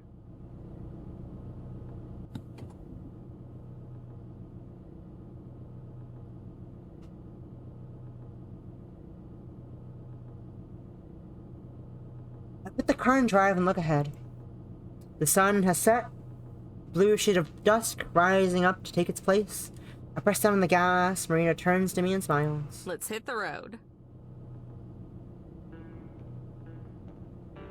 The sky has long since set. The sky? The sun. The sky is set. Hi, Decker. How are you? Welcome, welcome. Maybe the treasure was inside. Our friends all...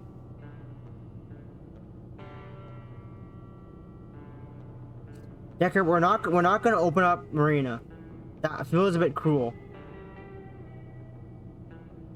The sun has long since set and given way to darkness. Only my headlight.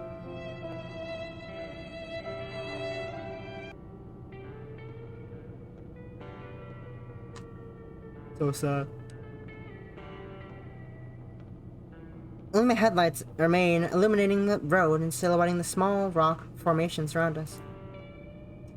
I've been alternating between the old tape and the new ones, immediately throwing on the old tape after finishing a new one, and vice versa.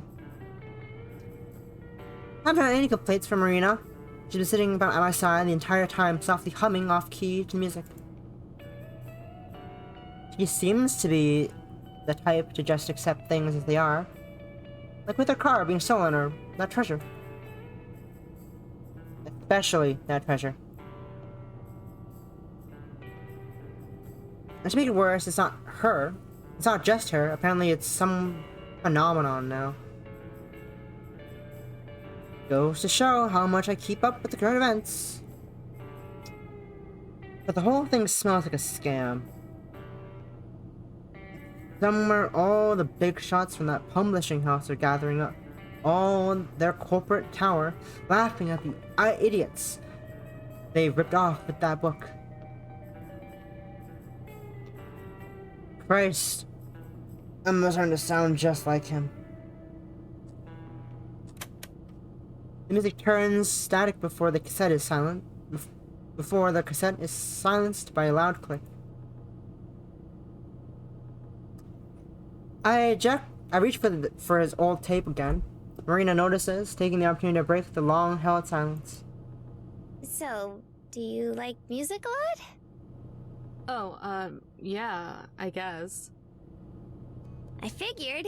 You've been playing those tapes this entire time.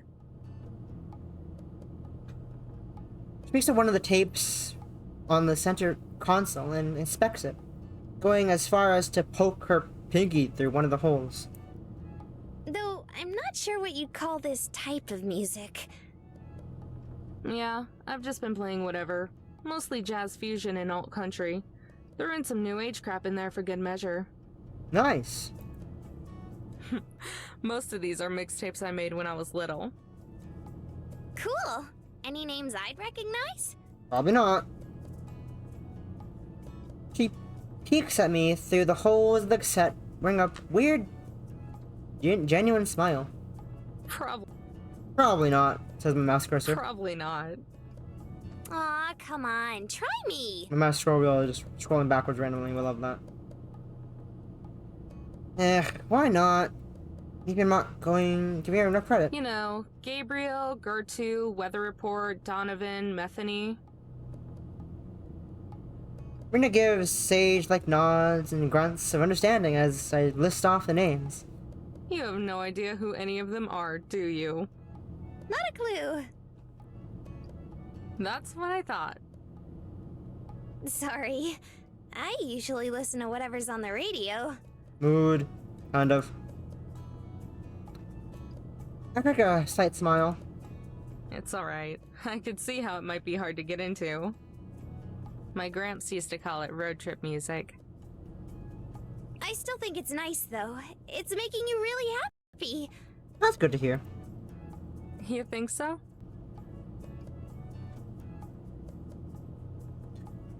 She taps her fingers gently against her cheek. I pull away a little bit, but let her do it anyway. Yeah, why else would you be smiling? I've never really thought of whether it made me happy before, but I do know it made me happy. It made him happy. That's good enough for me. That's actually why I'm going to California. You know, for a music festival. For real? Where? Not far from Palm Springs. Palm Springs? Like the actual Palm Springs?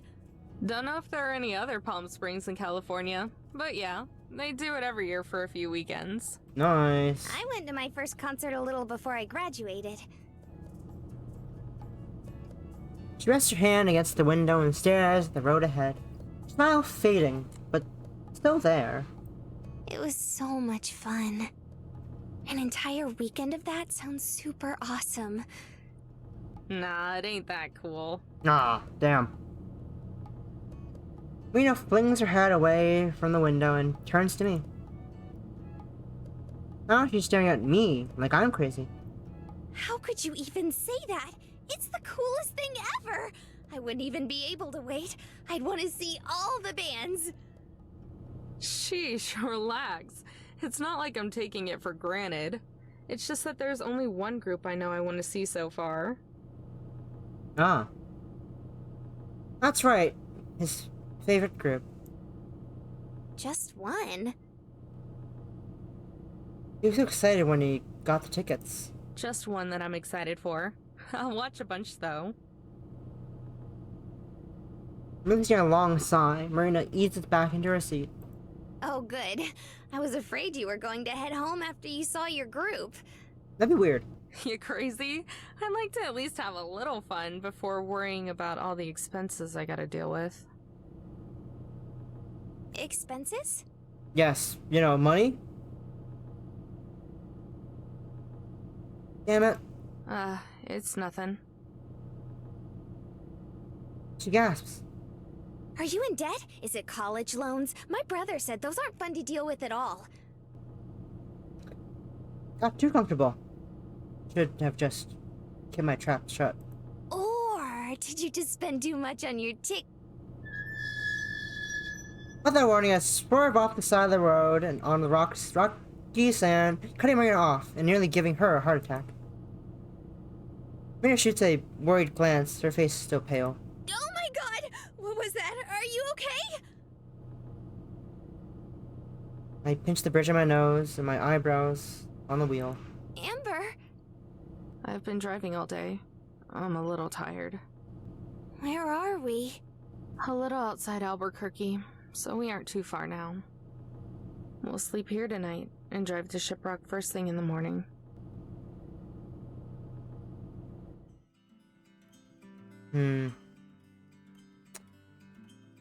I see. Hit a little too close to home on that gas, Marina. I assume.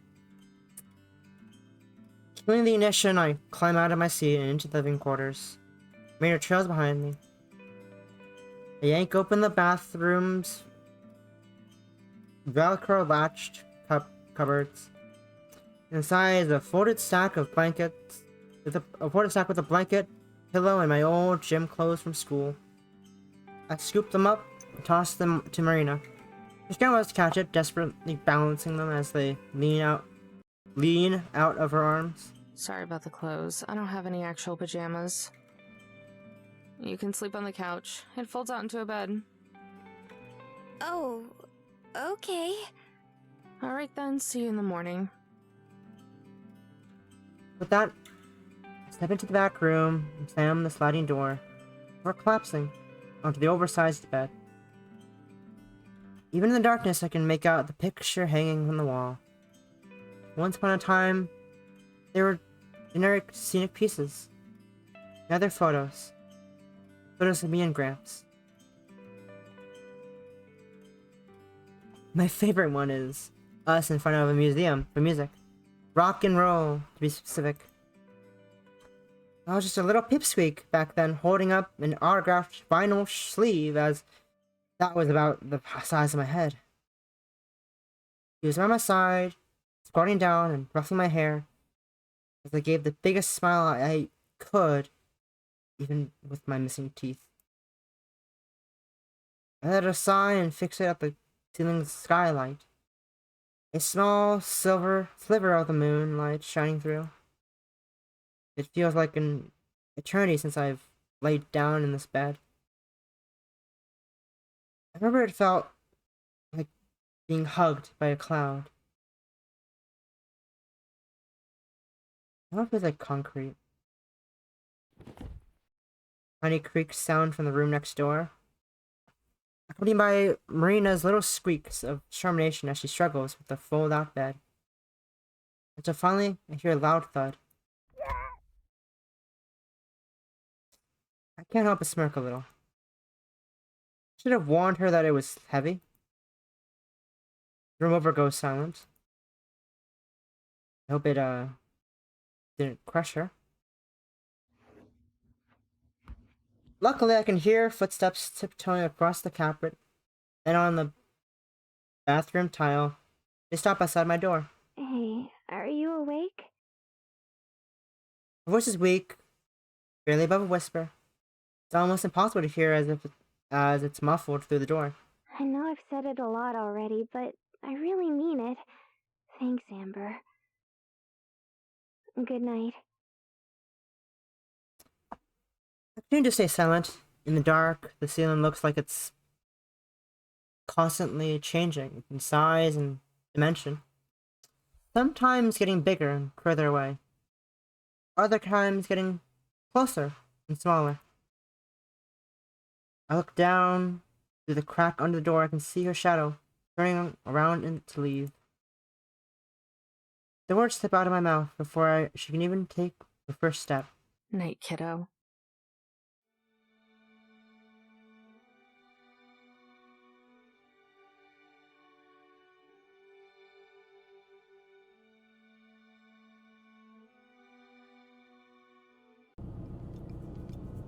Most people imagine Indian reservations are tucked away slices of heaven.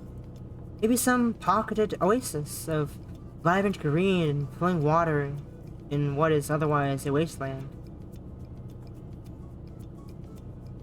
That's not how that works. Most people are wrong. The Navajo Reserve is as sandy and barren as the rest of the desert. And at 22,475 miles, it's neither green nor fun-sized. Not that I hate it. The miles of faded highway roads speed past me, blended together with the sand that stretches out, far off, rigid mountains. Like there's a rhyme to it all. Behind me, Marina is still stretched out on the folded out bed, cuddling the pillow, a substitute for her blanket that's long since fallen off her bed. Metal gym clothes are a little small for her. The shorts only reach her halfway down her thighs. Ayo, ayo, ayo. Pics or pics, ayo, pics, ayo, pics. But hey, I'm not complaining. Hey, yo, you're not complaining, Pog. Soon, rolling into the town, its jagged namesake, peeking over the horizon, Shiprock. The town itself is typical for this desert. Nothing fancy like a high-rise, just a whole lot of plain shacks sitting on top of gravel, painted worn browns and beiges. Behind me, there's a light, almost fluffy yawn. I wonder how that bundle of joy handles mornings. Morning. Oh, hey. You're finally awake. Uh-huh. She yawns again and thumps back against the bed.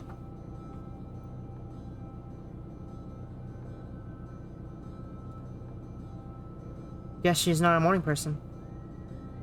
And there's still some coffee in the... Oh wow, is that Shiprock? That was a fast turn of events.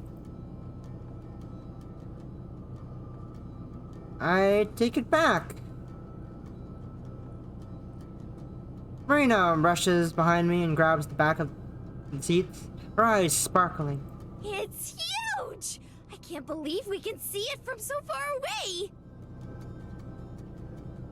On closer inspection, my clothes are way too tight for her. My poor shirt is being stretched out past its limits. Of course, it didn't seem to bother her at all. I don't know if I'm more embarrassed for myself or for her. Well, we have to get moving now, so go get dressed or whatever. Sure thing.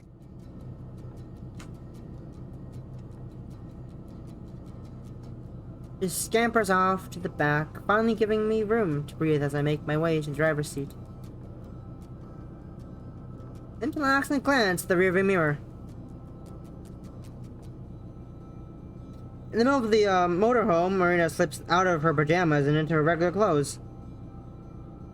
Geez, the bathroom is right there. I adjust the mirror and try my hardest to stay focused on anything else I can look at. Hey yo.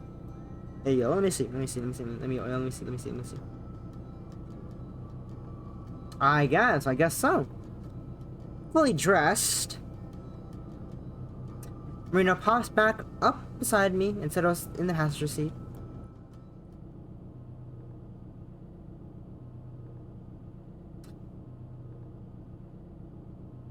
The desolate road continues until suddenly, as if out of nowhere, we're greeted by a line of cars, RVs, buses, and every other kind of vehicle under the blazing sun, all lumped together, stacked one on top of the other, side by side, every single one blasting their horns. What the? Whoa, you think this is because of the treasure? I would assume so. I grit my teeth and flop back into my seat. I can, only pray these are tourists, and I was the only one dumb enough to humor this scam. We're soon, assimilated into the traffic jam. Slowly, the motorhome inches forward. When we finally reach the front, a whole new monster awaits us. Laid out on the dirt, barely in the shadow of the looming mountain, it's a giant cluster that can only be described as such. Campers, tents, tarps, booths, you name it! A chaotic horde of people crowd around the entire unorganized mess. I cringe at the very sight of it. I'm in hell. Marina pushes her face against the window in awe and sheer insanity. I don't think I've seen this many people since the concert. God, she's going to break from the overstimulation. A choir of horns serenade us from behind. Groaning, I pull forward and squeeze the motorhome into the nearest available space, stuffing tightly between everything else. Backing out is going to be real pain. Well, what are we waiting for? Let's go find that treasure! Marina sits up and nearly leaps out of the car, but I grab her wrist and pull her back to her seat. Just hold on a second. Her enthusiasm fades. Oh, that's right. You were only going to drop me off and leave. Sorry, but I'm gonna stick around a bit longer. For real? Not by choice. She's not sniffing. You're Tippling. so nice to me, Amber. I think I might cry. This isn't about choice. I can't fucking leave, Marina. Hold it in. We gotta think of a game plan first. Okay. Marina returns to her usual happy-go-lucky self. Will I grimace at the chaos outside.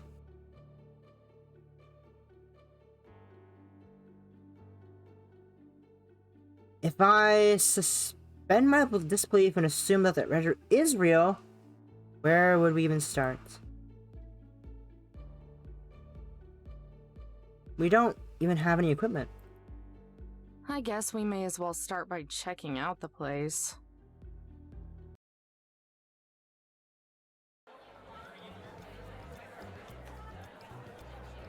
I'm the first to make my way out of the sea of people. My nose is assaulted by the smells of campfire and BO masked in suntan lotion. Suntan lotion? Why are you wearing a suntan lotion in the sweltering heat? Is that the same as sunscreen? I don't think so. Smells like forest, alright. Marina finishes her run of the motorhome and huddles close to me, her eyes still wide with wonder, but far less gung-ho than before. It is what, different or the same?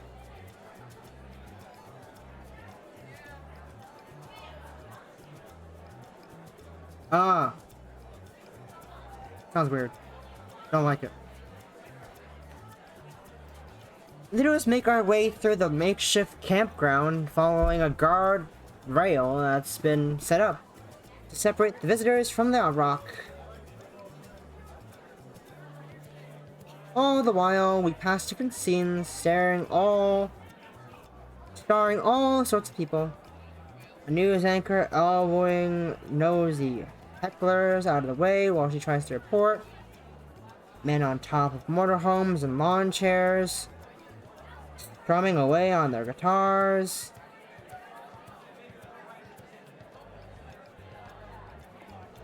Even vendors have set up shop here, selling off ripened fruit from their booths. Marina is speechless, looking on in overwhelmed curiosity. Everything's so close, I keep tripping over her. I'm half expecting her to grab onto one of my belt loops. I'm surprised. I pegged her to be pretty good with crowds. Please stay behind the guardrail! I repeat, please stay behind the guardrail! Jesus Christmas, calm down, sir. A booming voice shouts out over the crackling of a megaphone. Pushing through the crowd, we're shoved into a part of the crowd that's mobbed by an opening in the guardrail. They're barred from advancing by a lone man sitting on top of a folding chair and clutching his megaphone like a shotgun. Stay behind the guardrail! Please be considerate of Navajo land! What's going on? Not sure. People are being people and being rude as fuck. And people do. I think. As it reflects off the truck behind it, I squint my eyes at the wired word printed on its side. Navajo Parks and Recreation. This could get nasty. Fun. Maybe they're moshing. People did that at the concert. But not here! They don't mosh in the middle of nowhere. Just what the hell kind of concert did you go to? Wait a second. In the back of the mosh, distant from the calamity, is a familiar sight. A blonde girl intertwined and running through a dark red banana. Bandana. Indeed, it is called What's right. wrong? Remember that loud chick from the gas station? A little. I was too busy with my slushie to really notice. Why?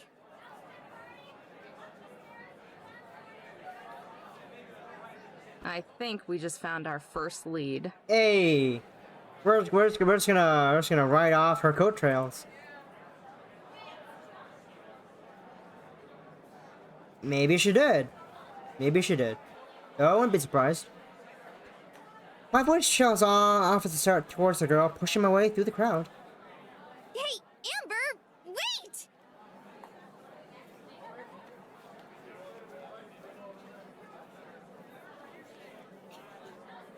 Putting on my person mask. I take a breath and place my hand on her shoulder with a forced smile. For the last time, old man, I don't have any! Huh? Huh? She whips around, her eyes prepared for murder, but her features switch to standby mode as she realizes her mistake. Oh. Sorry, but didn't I see you at that convenience store yesterday? Oh yeah, that dump. Outside of Roswell, right? Yep, that was us. I'm Amber. The other girl is Marina. Marina waves, and as I extend my hand. The girl's eyes narrow, but she eventually shakes it with a surprisingly strong grip. Mariah. Everyone here for the treasure? They'd be idiots if they weren't. That's fair. Hey, what do you know? You were right, Amber. Marina, again. It was very obvious. You say that like it's a good thing. It's not. It's a bad thing. You guys here for the gold too? Not sure why else somebody would come out. Thanks, Adox. She looks over the scenery and wrinkles her nose. To this place. The ray of sunshine next to me is looking for the gold. I'm just the ride. Step away from the guardrail! You're all getting out of hand!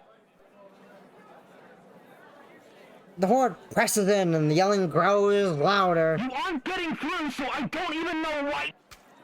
Ah! A can of beer flies from the air and crashes him in the forehead, the liquid running down his face. Oh, come on!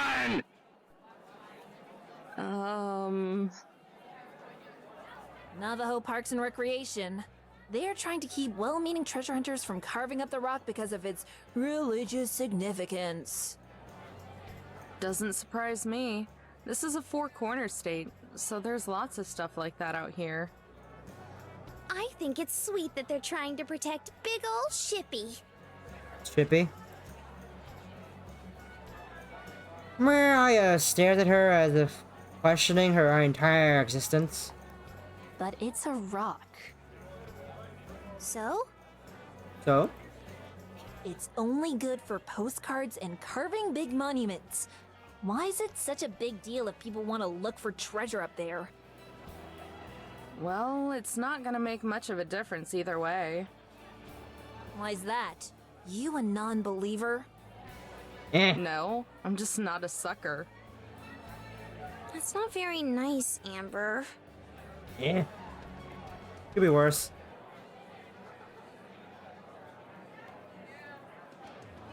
So these chapters. Shipwreck. Well, it's true. Yeah, she's here anyways. It's obvious that this is just an elaborate scam and everyone got ripped off. Before I finish my sentence, a cocky, overgrown smile makes its way onto Mariah's face, oozing with snide confidence. What if I told you I could prove the treasure is real? I'd say you're full of it. Does that mean the treasure's real? Like, honest to goodness real? Along with excitement, Mariah springs up and down all while Marina springs up and down all while Mariah gives a smug nod. Mm-hmm. Yeah, right. Oh, ye of little faith. I said I could prove it, didn't I? And how exactly are you gonna do that? Come back to my base full of highly trained elite treasure hunters. Then The one I'll guy? show you. One guy. Elite what now? Highly trained elite treasure hunters.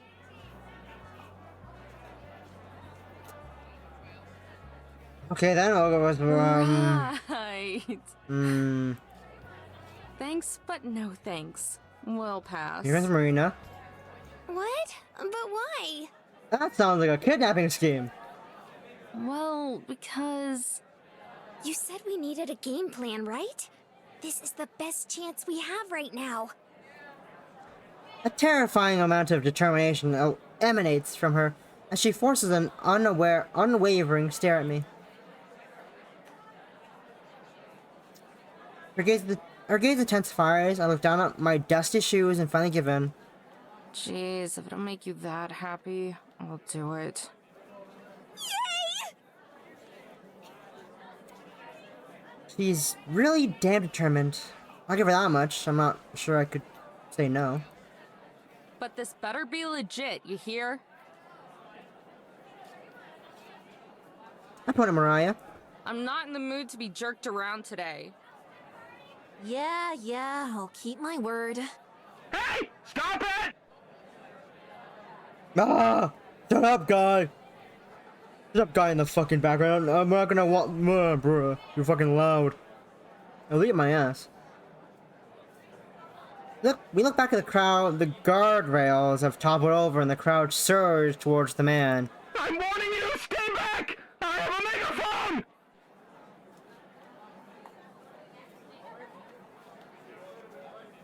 What kind of threat is that? I have a megaphone! Huh?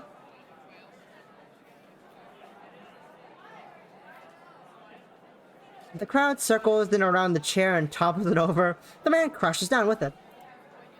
We should probably scram. Here we go. Okay, here you go, Olivia. Oop, oop, oop, oop, oop, oop, oop, oop. What?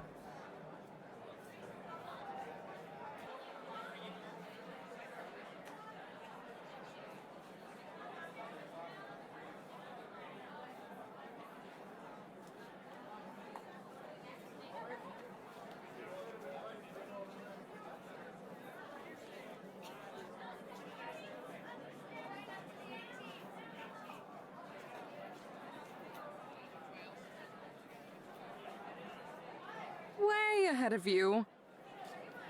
Woo! And we're gone.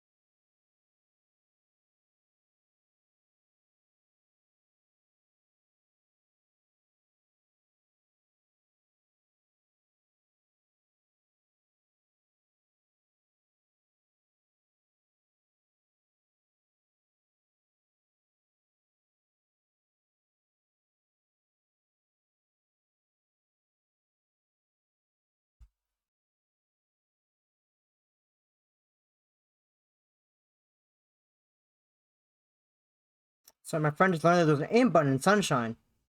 My friend just learned that you can aim in Mario Sunshine. Like an aim button. This is some revolutionary news.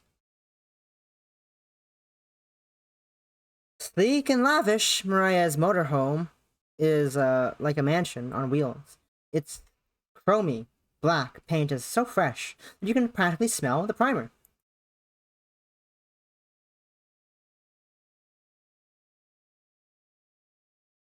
Here we are. Base, sweet base. As I was saying, he throws the door open. Joe, Tess, buck up, we have guests.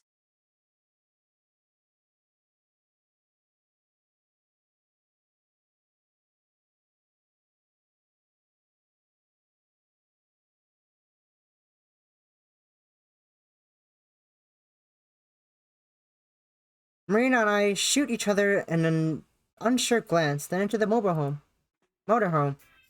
Oh, hey. Did This you is finally huge. manage to make some friends? This is fucking huge. What the hell? This is fucking huge. Why do you have generic plates sitting there? Interesting. Blow it out your ass, slacker. It's just as big and expansive as the inside. It's just as big and expansive on the inside, making my RV look like a toilet in comparison. It's definitely a luxury class, unlike my Class C. Or at least it would be a luxury motorhome if not for the seemingly random decor. The wall is littered with posters of ska bands, the worst genre of music. Even weirder are the license plates scattered everywhere. Some in boxes, some on the table, some strung together like a wind chime. A beanbag in the corner, bottles of emptied beer and liquor cast off on the ground, and the place looks like it's fat pad on a base. An impression further aided by the guy sprawled on the couch, his head wrapped in a bandana like Mariah's. Someone's feisty today. No luck with the treasure, I take it? No, I don't think that's Bob Marley. I don't know who that is, but I don't. Yeah, I don't know who that is. I've seen that before, I think, but yeah. Yeah, no thanks to you. Hey now, me and Tess were holding down the fort. That's a very important job. Is it though? It's just a motorhome. He gestures at the cot above him, a hollow space under the cabinet. It looks like a row of cupboards used to be there and were stripped out to make room for it. Lying on top of it is a little girl facing the other direction, fiddling with something I can't make out. She's wearing another identical bandana. Isn't that right, Tess? Why is there a child here?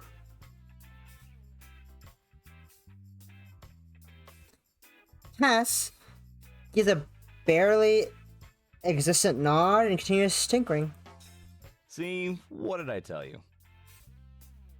Has she been like this the entire time? Yep. She hasn't moved since you left this morning. It's kind of sad.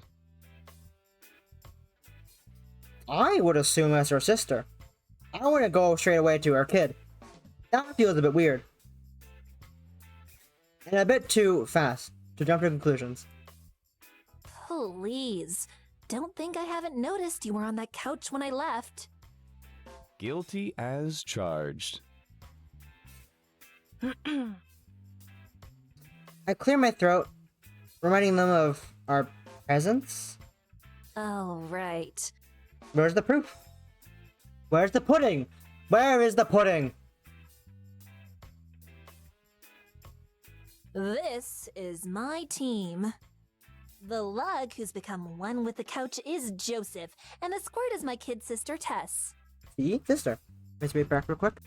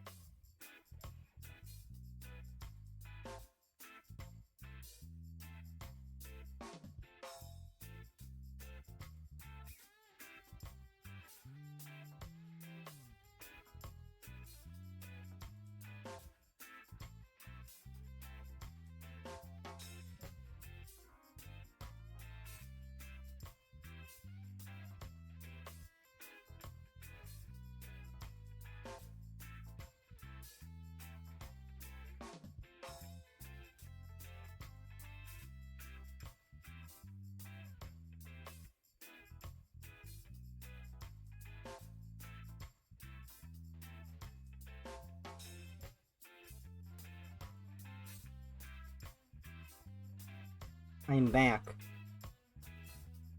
Where's the proof? It's just one proof. Where's the pudding?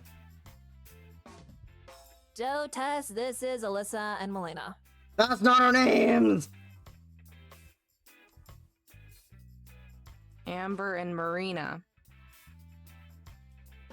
Whatever. They're looking Hurrah. for the treasure too. Hey there, ladies.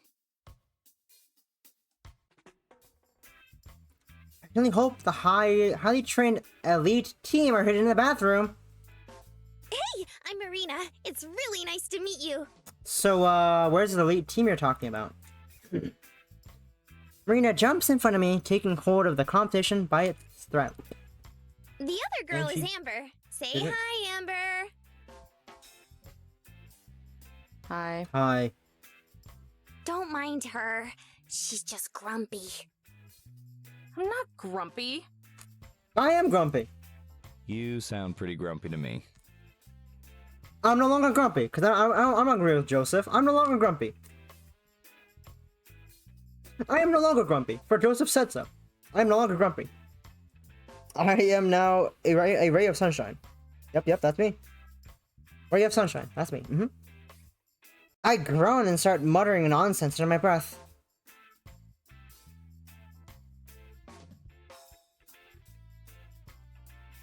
Oh yeah, that is in fact, that is who I am. I'm not Grumpy, the dwarf from Snow White. I totally didn't say, almost say the wrong name. Yep. Didn't think being a realist would be would make me grumpy. She doesn't think the treasure exists. Uh-oh, Mariah, we've got a non-believer in our midst. Yes, she's aware.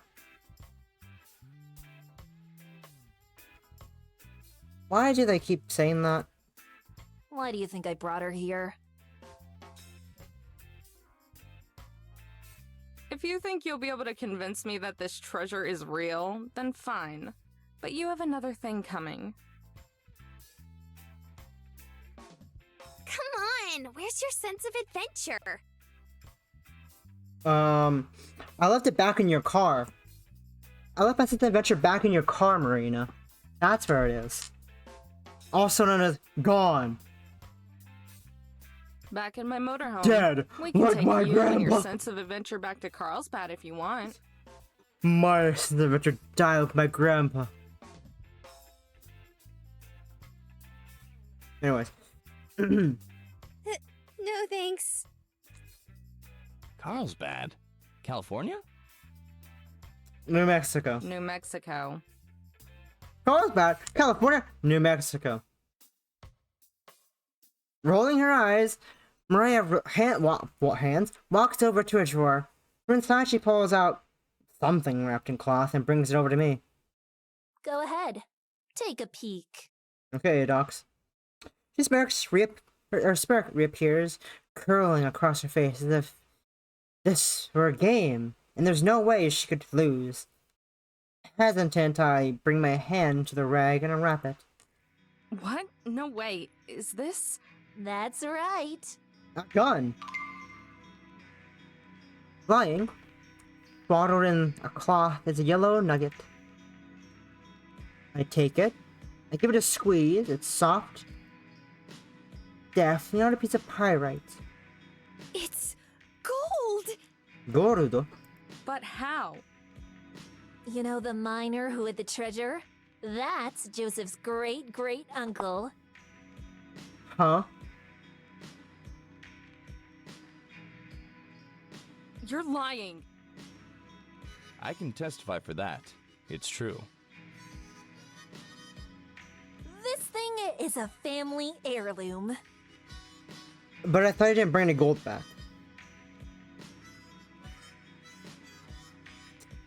I thought you didn't bring any gold back. I'm highly skeptical. Because from my info is, he didn't bring any gold back home. So where'd that gold come from? Semantics? I think not. I think this is a very big plot point. I think you're lying, More Joseph. like it was lying forgotten in my basement until we stumbled across it as kids. I think you're full of shit, Joseph. After that, I heard great tales of the miner and his hidden treasure. She went to the library and found old newspaper clippings making fun of him. Then, I made it my life's goal to find his treasure.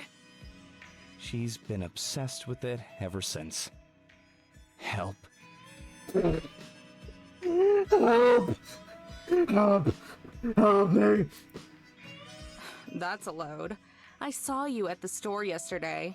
If you knew so much about the treasure, then why did you have to buy one of those journals? Ooh, get fucked. Another side of my family probably got the journal after he kicked it. We didn't hear about it until everyone else did.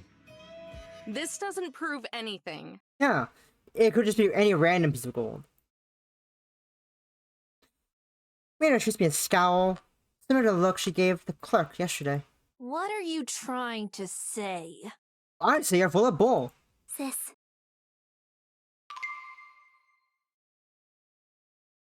Tess finally moves, hopping down from why do we look at the wind chime for a minute there? From her cot, another license plate wind chime in her hand. The plates clanging together as she runs over to Mariah. Sis, I finished it. I'm assuming it's because the license plate on it is Marina's. She says this without a hint of emotion, her eyes in a constant half-open state. It's kind of unsettling. How many is that now? 44? 45.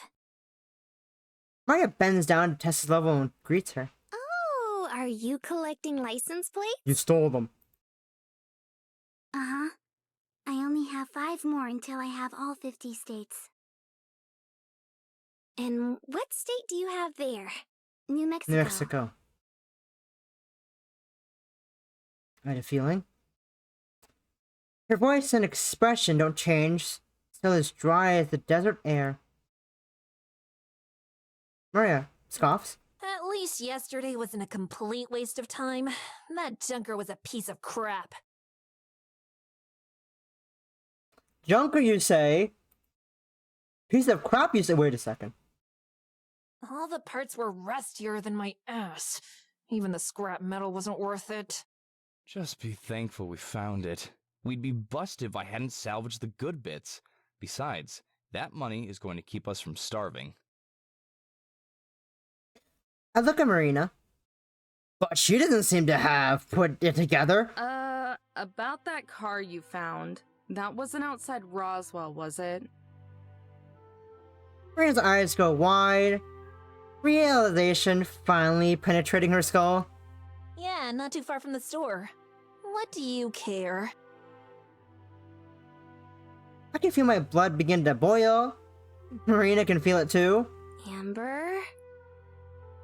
Every part of me is shaking. I struggle to spit out the words. Her car was stolen outside of Roswell yesterday. It was out of gas, so we went to get some.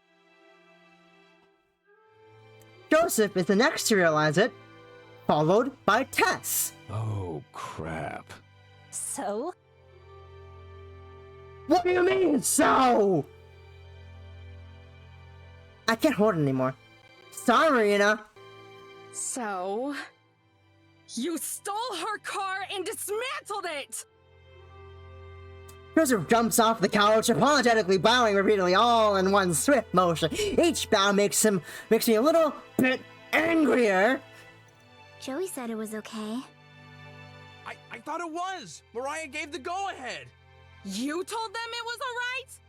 You told me alright? Yeah, so? It's your own fault for leaving it out there. I'm sorry. You want to fucking move a dead car? With a mobile home. Bitch. How? How on earth is it our fault that it broke down? You know, You know what? finders, keepers. It's a freaking car! Did you keep the items at least? Tess tugs at my shirt. What? I don't mean to, but the words snap out of my mouth. The tiny girl shrieks away. Alright, Amber. Just calm down. We can talk this out. Here. She holds up the...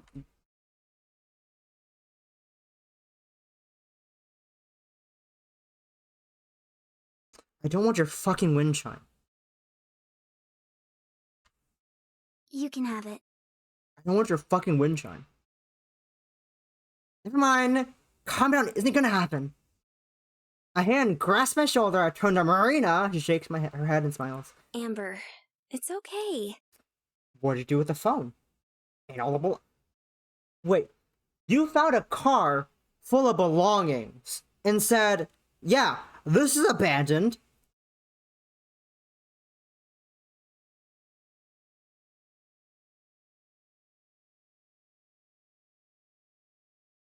But It's fresh belongings too. Really? It's relatively clean it's items. fine. Oh, a phone too. She bends down to Tess and smiles reassuringly. You can go ahead and keep it, sweetie. The trio, Mariah included, are taken aback by Marina's saint-like reaction. Don't worry, guys. It's fine. But what about your belongings? Joseph breathed a sigh of relief. Oh God, thank you so much. We're all really sorry about this. Right, Mariah? Yeah, I guess. You... About as fed up with this as I am, Joseph shoots her a glare and smacks her on the back of the head. Ow! Alright, I'm sorry and stuff. Bitch! Marina, are you sure? They destroyed your car. And stole your belongings and your phone. Yeah, but it was pretty run down anyway. But your it wasn't even your car. It was your brother's car as well. It wasn't even your car. You're unreal. You know It that? wasn't even your car. Yeah. That was your brother's car. Allegedly. Anyway. Allegedly, we that was should your head brother's out car. now. We have a few things to take care of. Thanks for showing us the gold. Now I'm sure the treasure's real. Again, the treasure could be just some random gold nugget, right? No problem, ladies. Again, really sorry for all the trouble. If there's anything we can do for you, just give us a shout. Hey, what about getting a new car? Hey, what about getting a new car? Also, where's the phone? You kept your phone, right? You scavenged the car parts. You would have seen the phone. Sure thing. Where's the phone? Hold the phone. Hold the phone. Now give me the phone. We open the door, but Marina turns around and before stepping outside. By the way, was there a phone in the car? The pink case, eh? Yeah, that's the one. You sold it. We kind of sold that too. The fucking... We sold that too. Cuts the block. I mean, I get it. You thought it was abandoned. But that phone...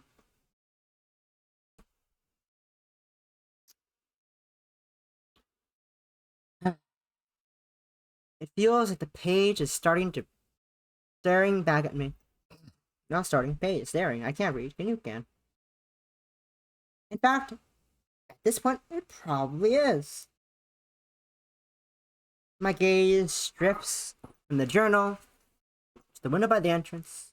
Marina's outside, twirling the payphone's cord as she pops another quarter. I don't know.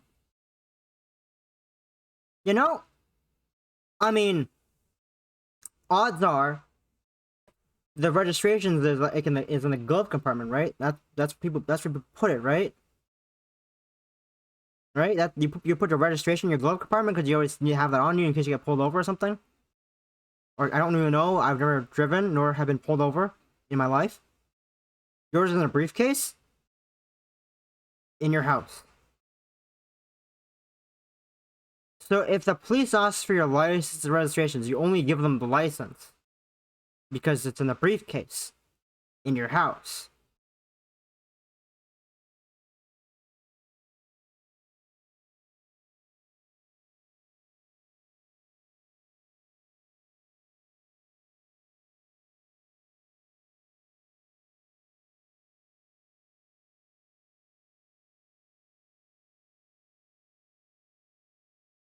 Well, it's not registration. She bites her lip and looks through the window. Our eyes meet. There's a small, anxious wave.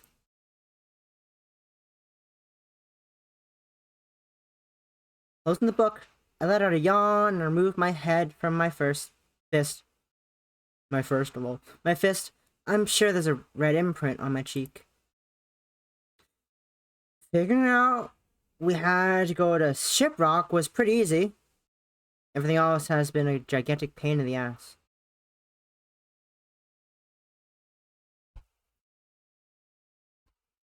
There's a rush of precious cold air getting sucked from the building. Marina enters, carefully shutting the door and taking the seat opposite me in the booth. So how'd it go? It went fine, I guess. You guess? Your parents are okay with all of this? Maybe not okay. A smile creeps onto her face. But they understand. At least someone gets it. Because I still don't. They weren't happy about the car, though. You know, maybe that's only fair, seeing as, you know, you lost your brother's car, it wasn't your car to begin with, and, yeah.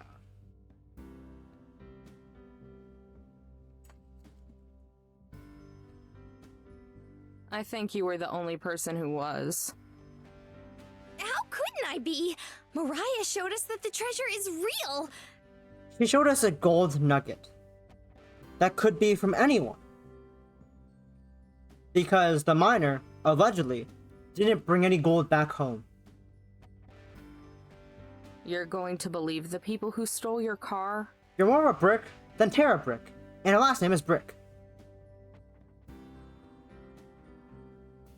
It was an accident. They didn't mean to. Are you sure about that? Besides, they're nice. Are you sure about that? Breakfast! Before I can argue any further, our waitress emerges from the kitchen, carrying our order. 1 hot black coffee for me, a milkshake for Marina, and a large order of fries for us both. Ooh, sharing fries on the first date? A cute diner date with sharing a box of fries? That's pretty gay. Marina's eyes brighten at the sight of the shake, like with the slushie. Her sweet tooth takes control of her. She practically starts drooling over the glass. With a nod, the waitress disappears back into the kitchen. Thanks for the food, by the way. Yeah, it's not like you can pay. Well, it's not like I really had a choice. I could hear your stomach from the driver's seat. I wasn't about to let you starve to death on my watch. Also, they stole your wallet. Oh, what about your wallet? I'm assuming they stole it. Wait, there was a wallet in the car. Did they not look into the? I bet they just opened it and just grabbed the money and then threw the wallet back in there. Didn't even look at the license. Didn't look at who owned the car. I bet. Like, oh, who was there? Yeah, I bet. You know what's funny? If Mariah got there, saw the wallet, opened it, looked at the ID, then saw it was the girl that she literally just saw, like minutes ago, and was like, fuck it.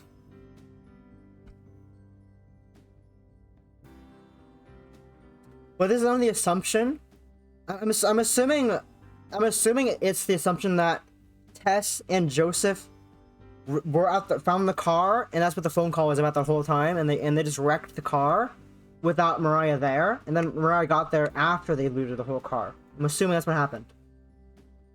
That's the only logical explanation to why Mariah wouldn't recognize the person in the driver's license of the car. Of their wallet, I mean. Plus, I was getting pretty hungry too. So you ordered... You were getting pretty hungry. And you ordered 1 fry for 2 people. I don't think you were pretty hungry, Amber.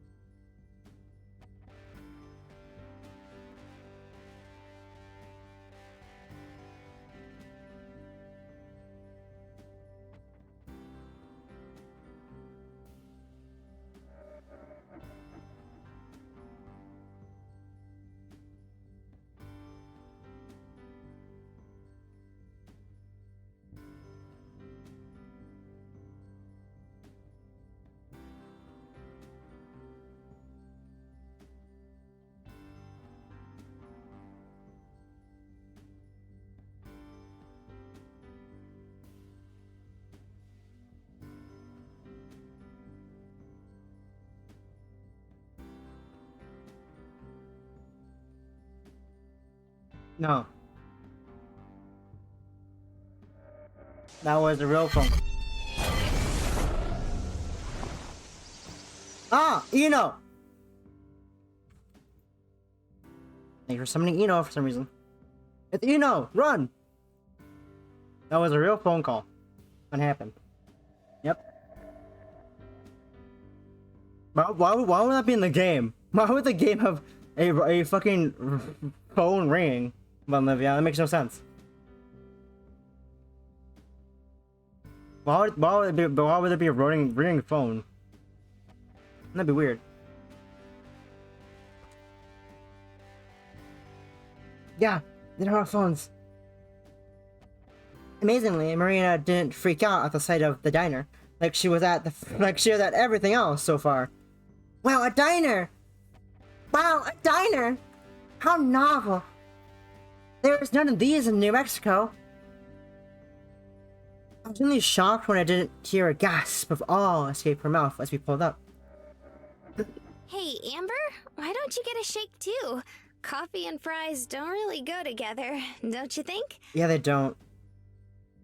I'm fine. I don't really like sweet things. Like you, but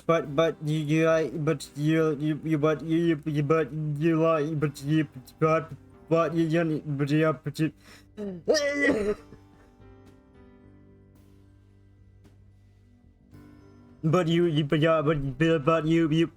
it's super good! Especially when you dip your fries in it. A girl after my own heart. But question is, Olivia, what type of shake would you get? If there, what type of flavored shake would you get, Olivia? I want to ask you that question. If you were given a menu with milkshakes, you get chocolate and for fries, okay, that's nice possum, okay. No question, okay. But Olivia, what about you? Strawberry? I would get mint chocolate chip, mint chocolate chip, or just mint. I like mint. I like mint flavored things. I like minty things. Pog, mint chocolate. Also, my favorite ice cream flavor, mint chocolate chip. It's great.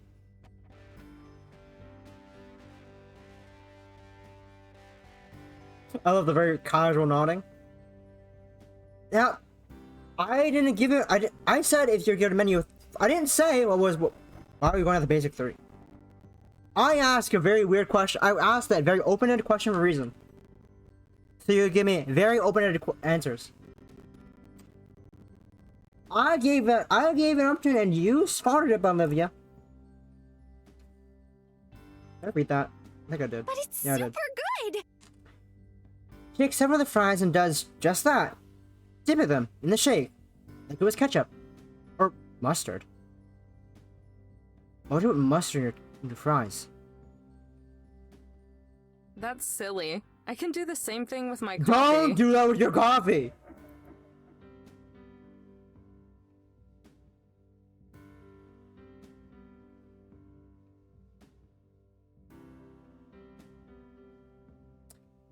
Taking a fry, I dunk it into my coffee and take a bite out of it.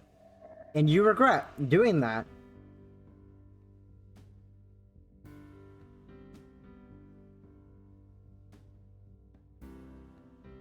That was a bad idea.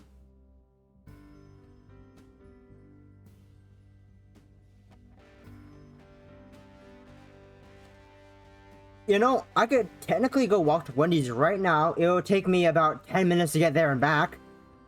Probably more. But I could do that. I won't.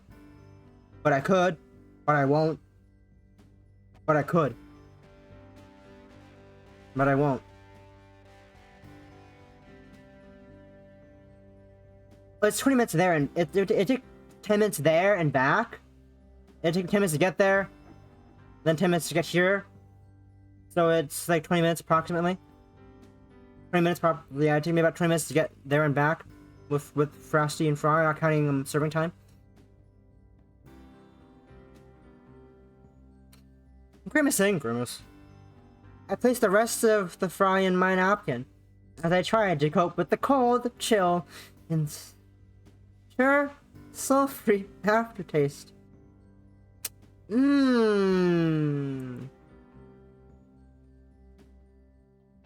Maybe it would work better if you put creamer in it? Probably not. Somehow I doubt that. Besides, it would just ruin the coffee. I don't know how you can even drink it without cream, or at least a little sugar. It's so bitter. I don't like black coffee. I like my coffee full of sugar and cream. 2 sugar, 3 cream. Yes. 2 sugar, 3 cream. Double if possible. Double if I'm feeling adventurous. A double. But I mainly drink iced coffee. Cause iced coffee's pog.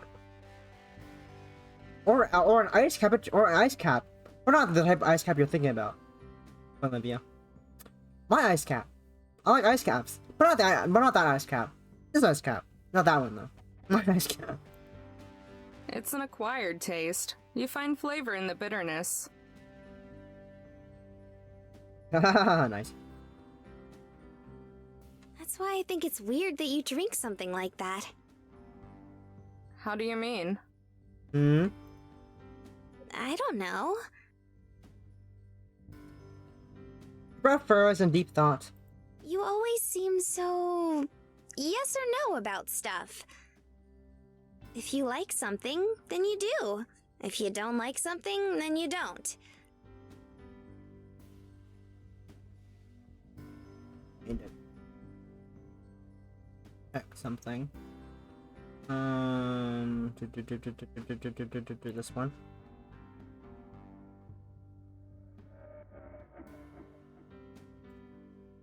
I set the volume for this thing. Oh, that's fine. That's. No. Well, that's fine.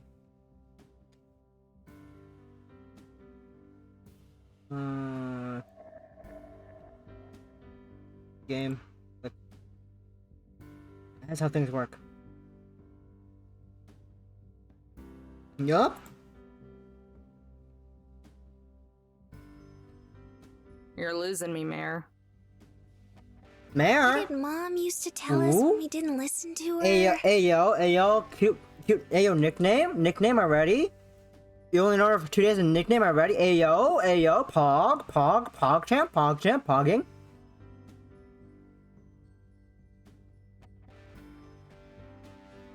I'm pogging? Oh, yeah. I'm pogging right now. Ooh, pog. Basically, you have a really thick head, Amber.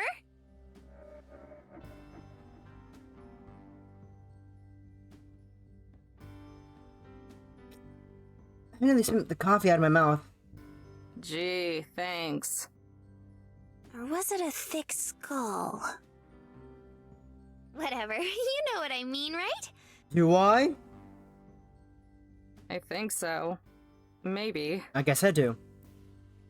It wasn't really an acquired taste for me now that I think about it. Maybe I've always liked the bitterness. Or maybe I just convinced myself that I did. I don't know. Is that a bad thing?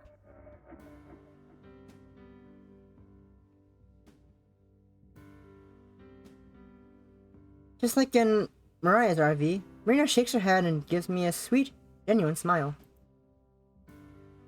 I don't think so. I actually really like it. It reminds me of Shiprock. Huh? A warm, tickling sensation bubbles up in my chest. It forced me to smile, but I played off all cool and breezy like. I don't know what So she's I on. remind you of a rock. You shouldn't say that kind of thing. People might think they're insults.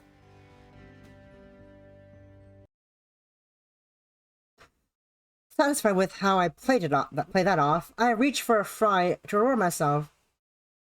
But instead of hot, crispy goodness, something smooth brushed against my fingertips. I gazed down at the place of the fries, Marina's hand, for a split second, rest below mine. Instinctively, snap back. Marina's face is a bright red, the bitch should be mine is perfect. Sorry.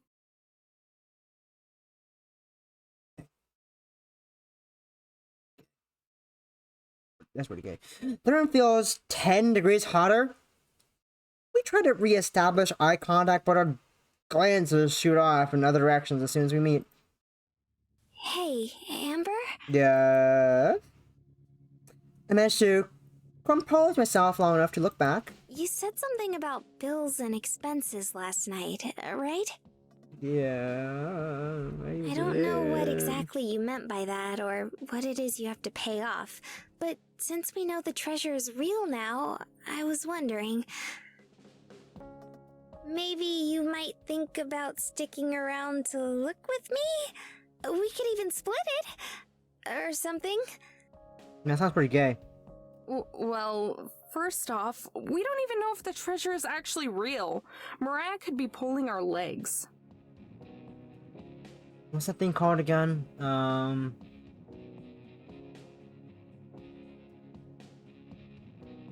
So you're asking me to not sign a prenup, right? You're asking us to not get a prenup, right? That's what you're asking me right this second? To not get a prenup with you.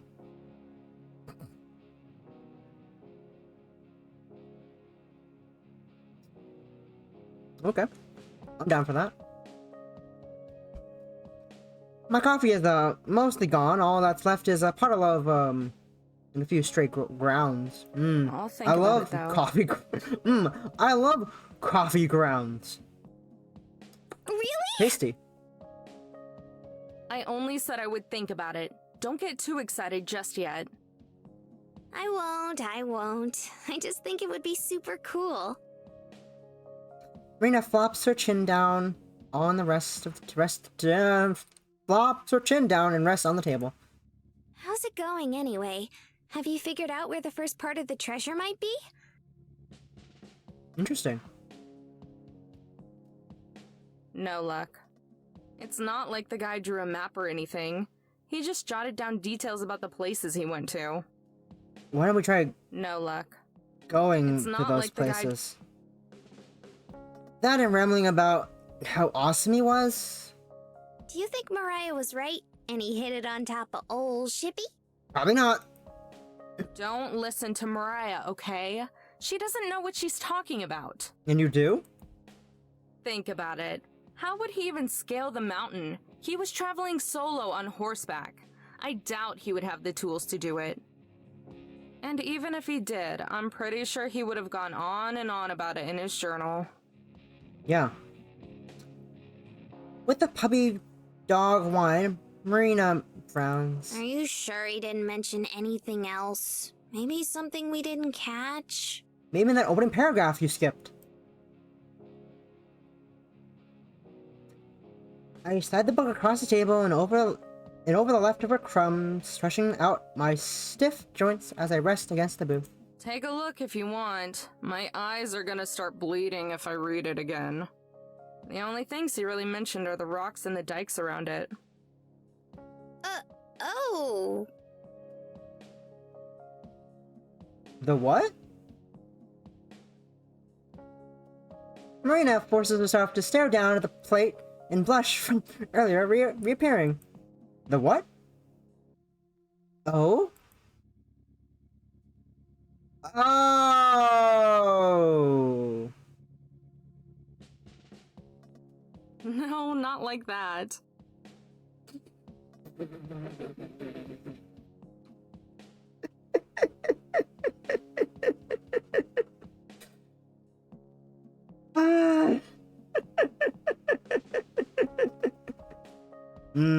Comedy. We do love ourselves some comedy.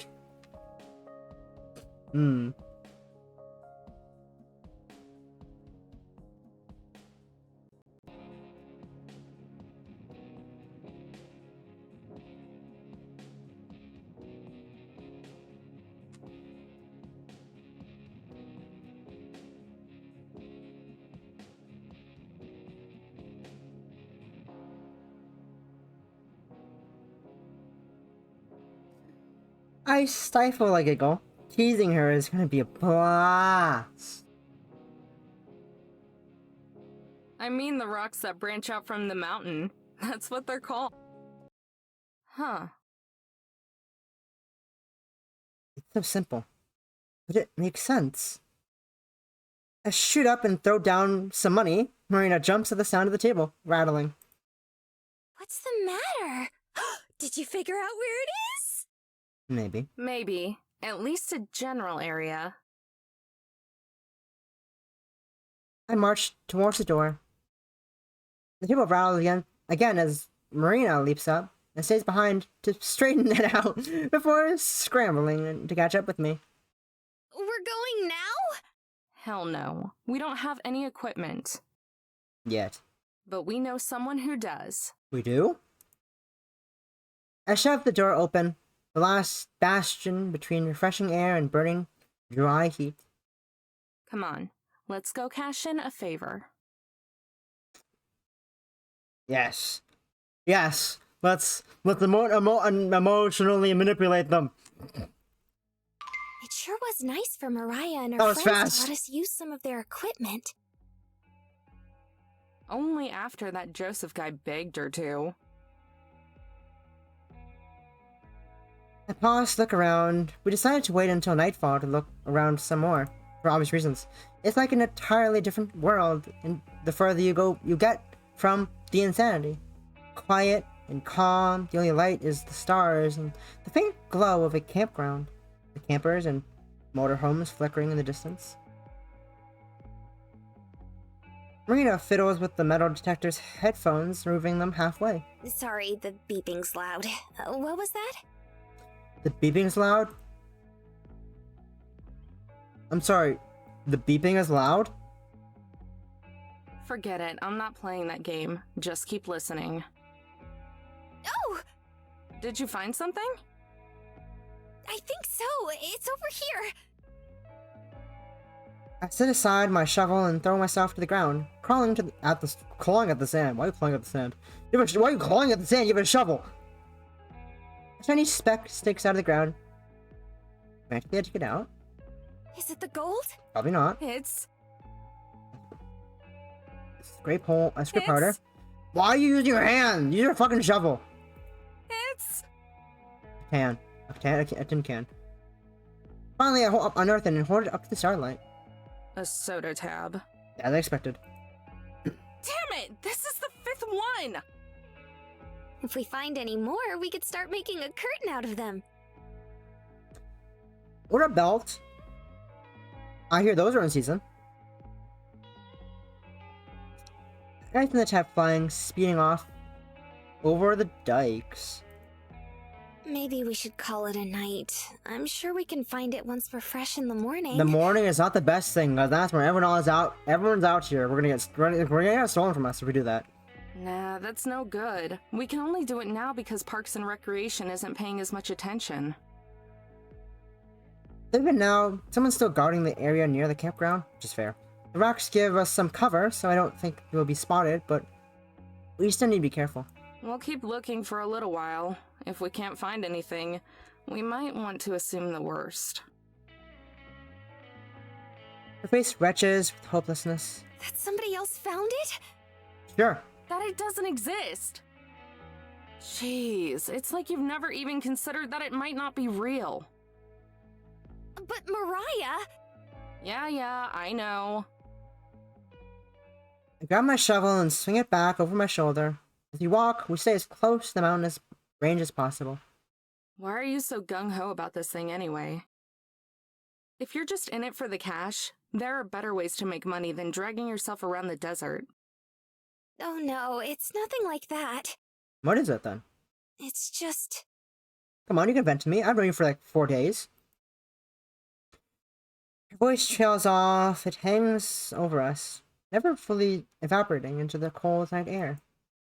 It's okay. Don't feel like you have to tell me. We both have things we don't want to talk about. That's becoming very clear. At least, Marina doesn't swerve off the road as she can, so she can go pout. I just don't want to think about it. All I've ever been doing for the last month is think about it. I almost wish my brain would quit working so it wouldn't have to. So naturally, I take a long, lonely trip with nothing to do except think.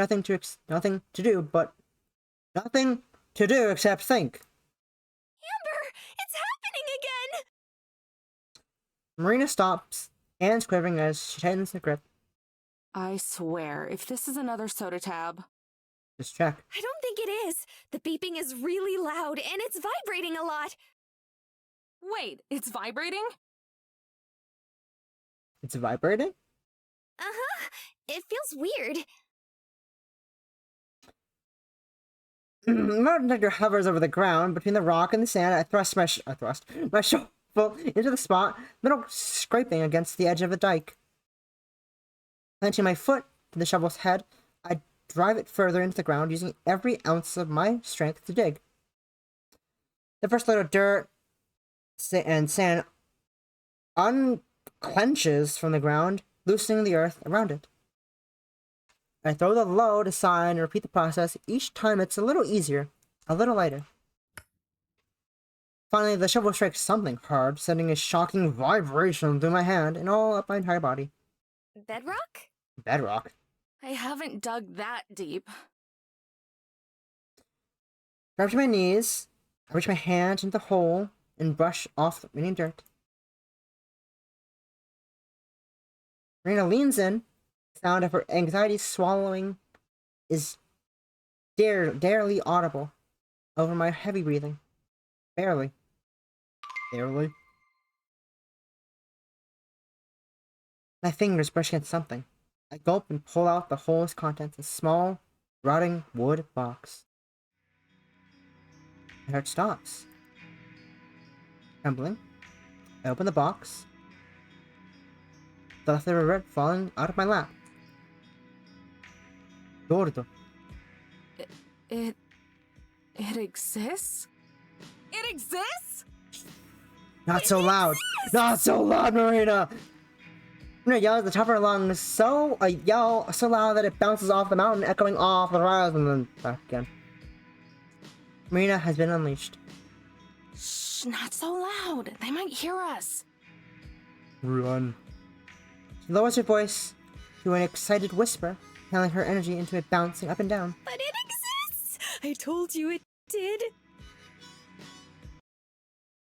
She's right. And despite being proven wrong, I can't help but smile. Here I thought I was going to be the first. There's going to be some plastic treasure chest with a Bluetooth, headphones. What are you doing with your life?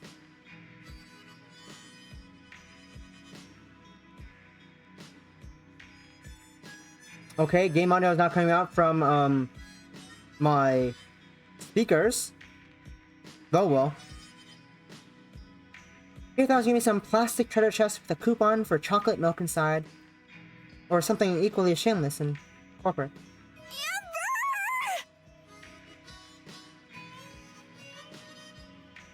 My only warning is the quick gust of wind. Before I even have a chance to brace for it, I'm engulfed by Marina in her hug. Yes, thank you, headphones, for not choosing to be connected properly. Now the game is coming out of my headphones. My speaker.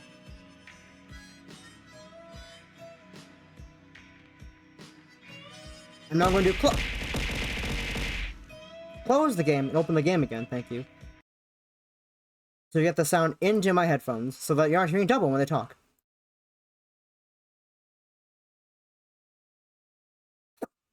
Waiting for the game to close so I can open it again.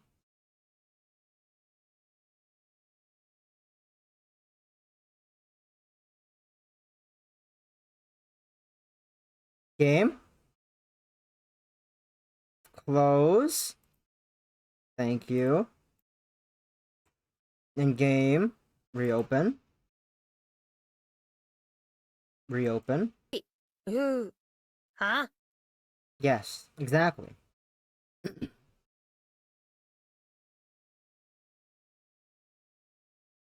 I'm glad we are in agreement.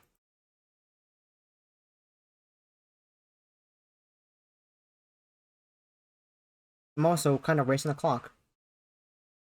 Hopefully... I should be almost done the game, right? The game is almost done, right? Right?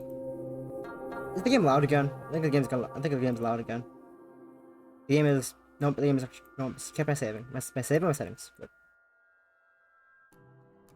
What? It's real! I told you it was! I told you! Yee. The game is 6 to 9 hours. It sure is. I stop for a second, then smile. Yeah, you were right. It's real. Should we tell someone? What do we even do now? We run. Honestly, I'm not sure. It's getting pretty late, though. Let's pack it up for the night. We can think about what to do in the morning. Now we can just marvel in the fact that that's not bogus. Sound like a plan? I'm gonna just I'm gonna look up a video of someone playing this game real quick to see where this point is in their full gameplay. I'm just curious. Posture check? Okay, posture checking.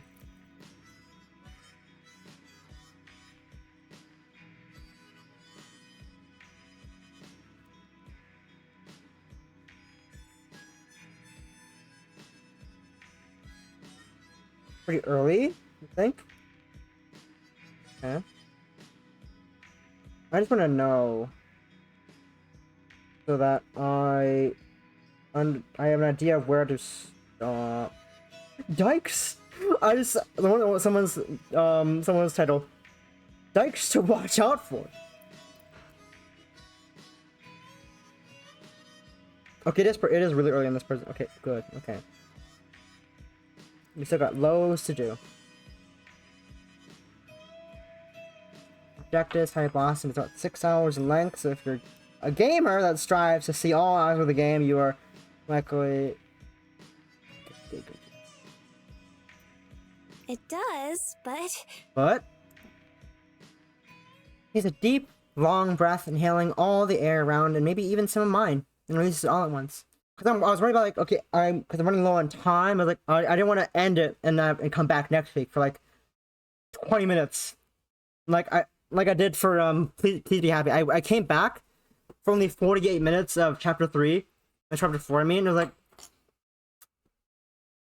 That was awkward. I waited a whole week just for 48 minutes. Or did I, like, wait, like, a few days. I was like, this doesn't feel like a very satisfying thing. This is a really short stream. I think it was like a day or two after. Yeah, I think it was like the next day or something because I had things to do. It was like getting how I was like, it's getting really late. I think I should end and go to sleep. And then I came back. I was like, okay, this is very awkward. It was okay, good. It was. What do you mean it was? You weren't there. You weren't even there. You weren't even there, both of you. You weren't in my chat. I know for a fact. Because I didn't meet Rad yet. You wouldn't be there. I'm talking about my first playthrough of Chapter 4. Aspen Rat. You weren't there. Because you came from Rat, which I didn't meet yet. Possum might have been there, but not you. Yeah, Possum is more likely to have been there. Because I brought Possum to Rat somehow. Still crazy. I still can't go over the fact that I thought Possum came from Rat's chat. Yeah, because you didn't follow her until I raided into her on that fine winter evening of December something.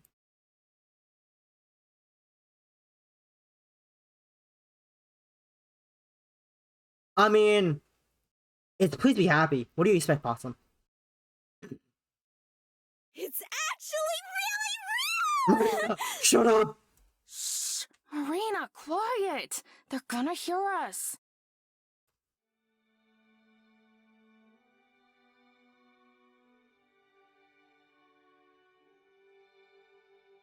Kiss her? Not yet.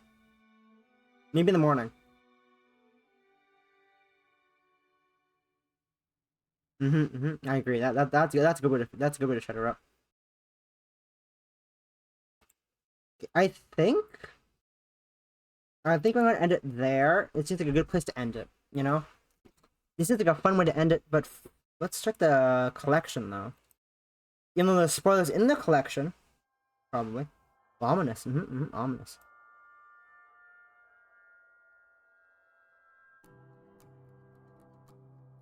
Let's look at the art first. Very pretty. Good art. Good art. Good art.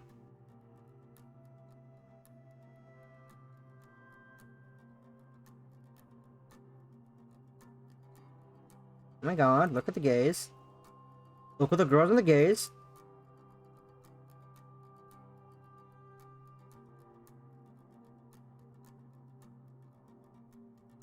Shut a phone! It's not using cassettes anymore. Pog. That's pretty pog. This is the most ineffective way to share earbuds. I get like this is the best way to like get close to while listening to music, but also why not the other way around? Just have this way, you know? Make it less awkward. I know, but also, what if the wire? I'm like, the wire is split all the way. Also, this doesn't look like it makes sense. But that's besides the point. Yes, inside ears is better. Then you have to worry. Then you have to worry about. Then you have to worry about actually fucking, you know, knocking the earbuds out. There is. What the fuck? Why are there two volume controls? Why are there two volume controls? Maybe one is lower and one's maybe it's really ineffective, and one is lower and one is down. For that weird aspect of like, yes, I want left is up, right is down. That's not how it works, but let's just go with that.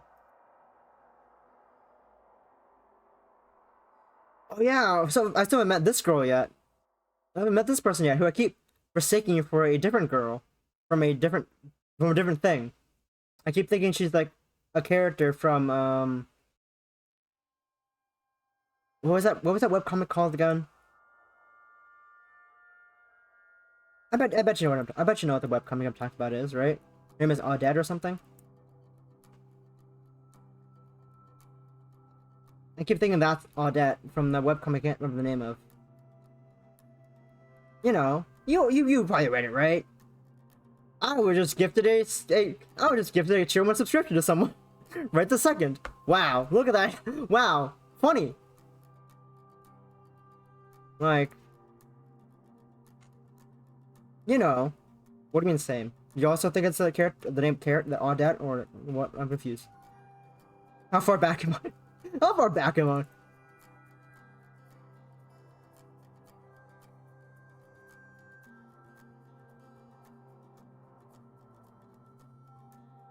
Oh, what? Really?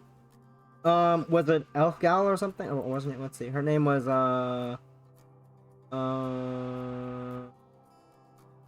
Elf Gal Goes. That one? I'm assuming it was a huge community gift. Yeah, I raided into her before. That's probably why. That makes sense. Probably a big community gift.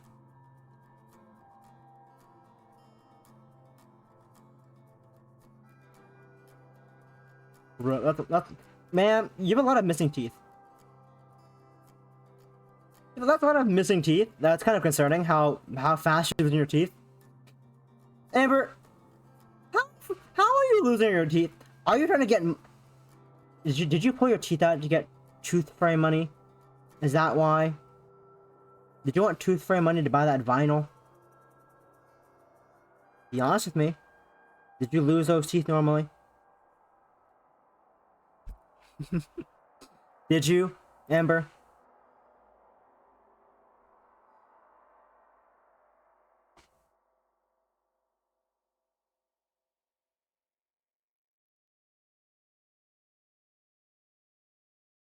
Guest art? I love guest art. Background. I love guest art. Huh.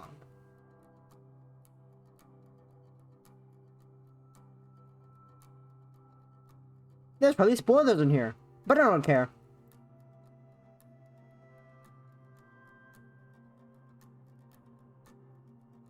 I'll be honest, I thought there was a dog in the preview.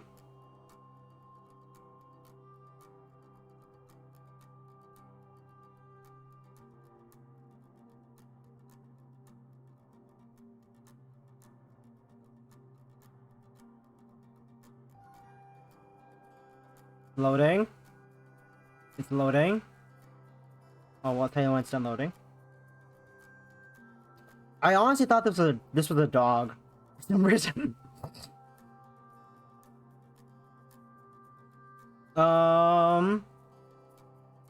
It's almost done loading.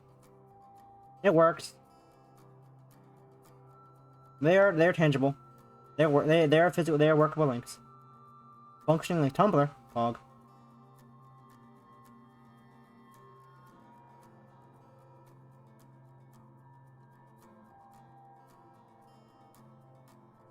Fog.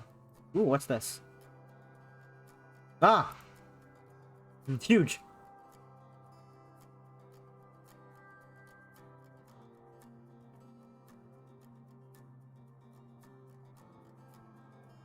Amber and I ate this at the diner together. She thought it was weird for She thought it was weird for dipping my fries in a milkshake. She didn't know that everybody does that. They do. One of his most treasured possessions, she collects license plates and puts them together like this. She said that someday she'll give me one of her wind chimes to keep. Where is the New Mexico? Up Dag. Up Dag. Up Dog. Up Dag. Dibbing? Badoo. Badoo. Bildu. Rock.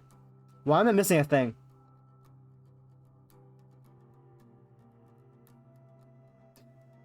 Supposed to Joe, but Marina is the one who spends most of the time thinking about it. I guess it's an old family heirloom. It's how Marina says that she knew about the treasure before everyone else. Cool. Okay, and with that, are they still alive? I've had the stream pause that whole. I've had this person stream that person stream pause for that time. Anyways, with that, let's go raid. Raid. I got their name correct. I did. Let's go raid. Let's go raid. You know, let's go gay raid, guys. Let's go gay raid. Once again, I hope y'all had a lovely Slavic Sunday, and thanks for sticking around, lurking, all that jazz. Thanks for the chats, thanks for the redeems. Head pat, not head pats, those are head pats, lol. Posture checks, hydrates, all that jazz. Hope you have a lovely rest of the Sunday. Now they're head pats. Thanks everyone for hanging out. Hope y'all have a lovely afternoon. I might do Breath of the Wild, not Breath of the Wild, Tears of the Kingdom tomorrow. I will see how I'm feeling when I wake up in the morning and all that jazz. Hope y'all have a lovely evening. I said that like 5 times already. Yeah. Happy Sunday!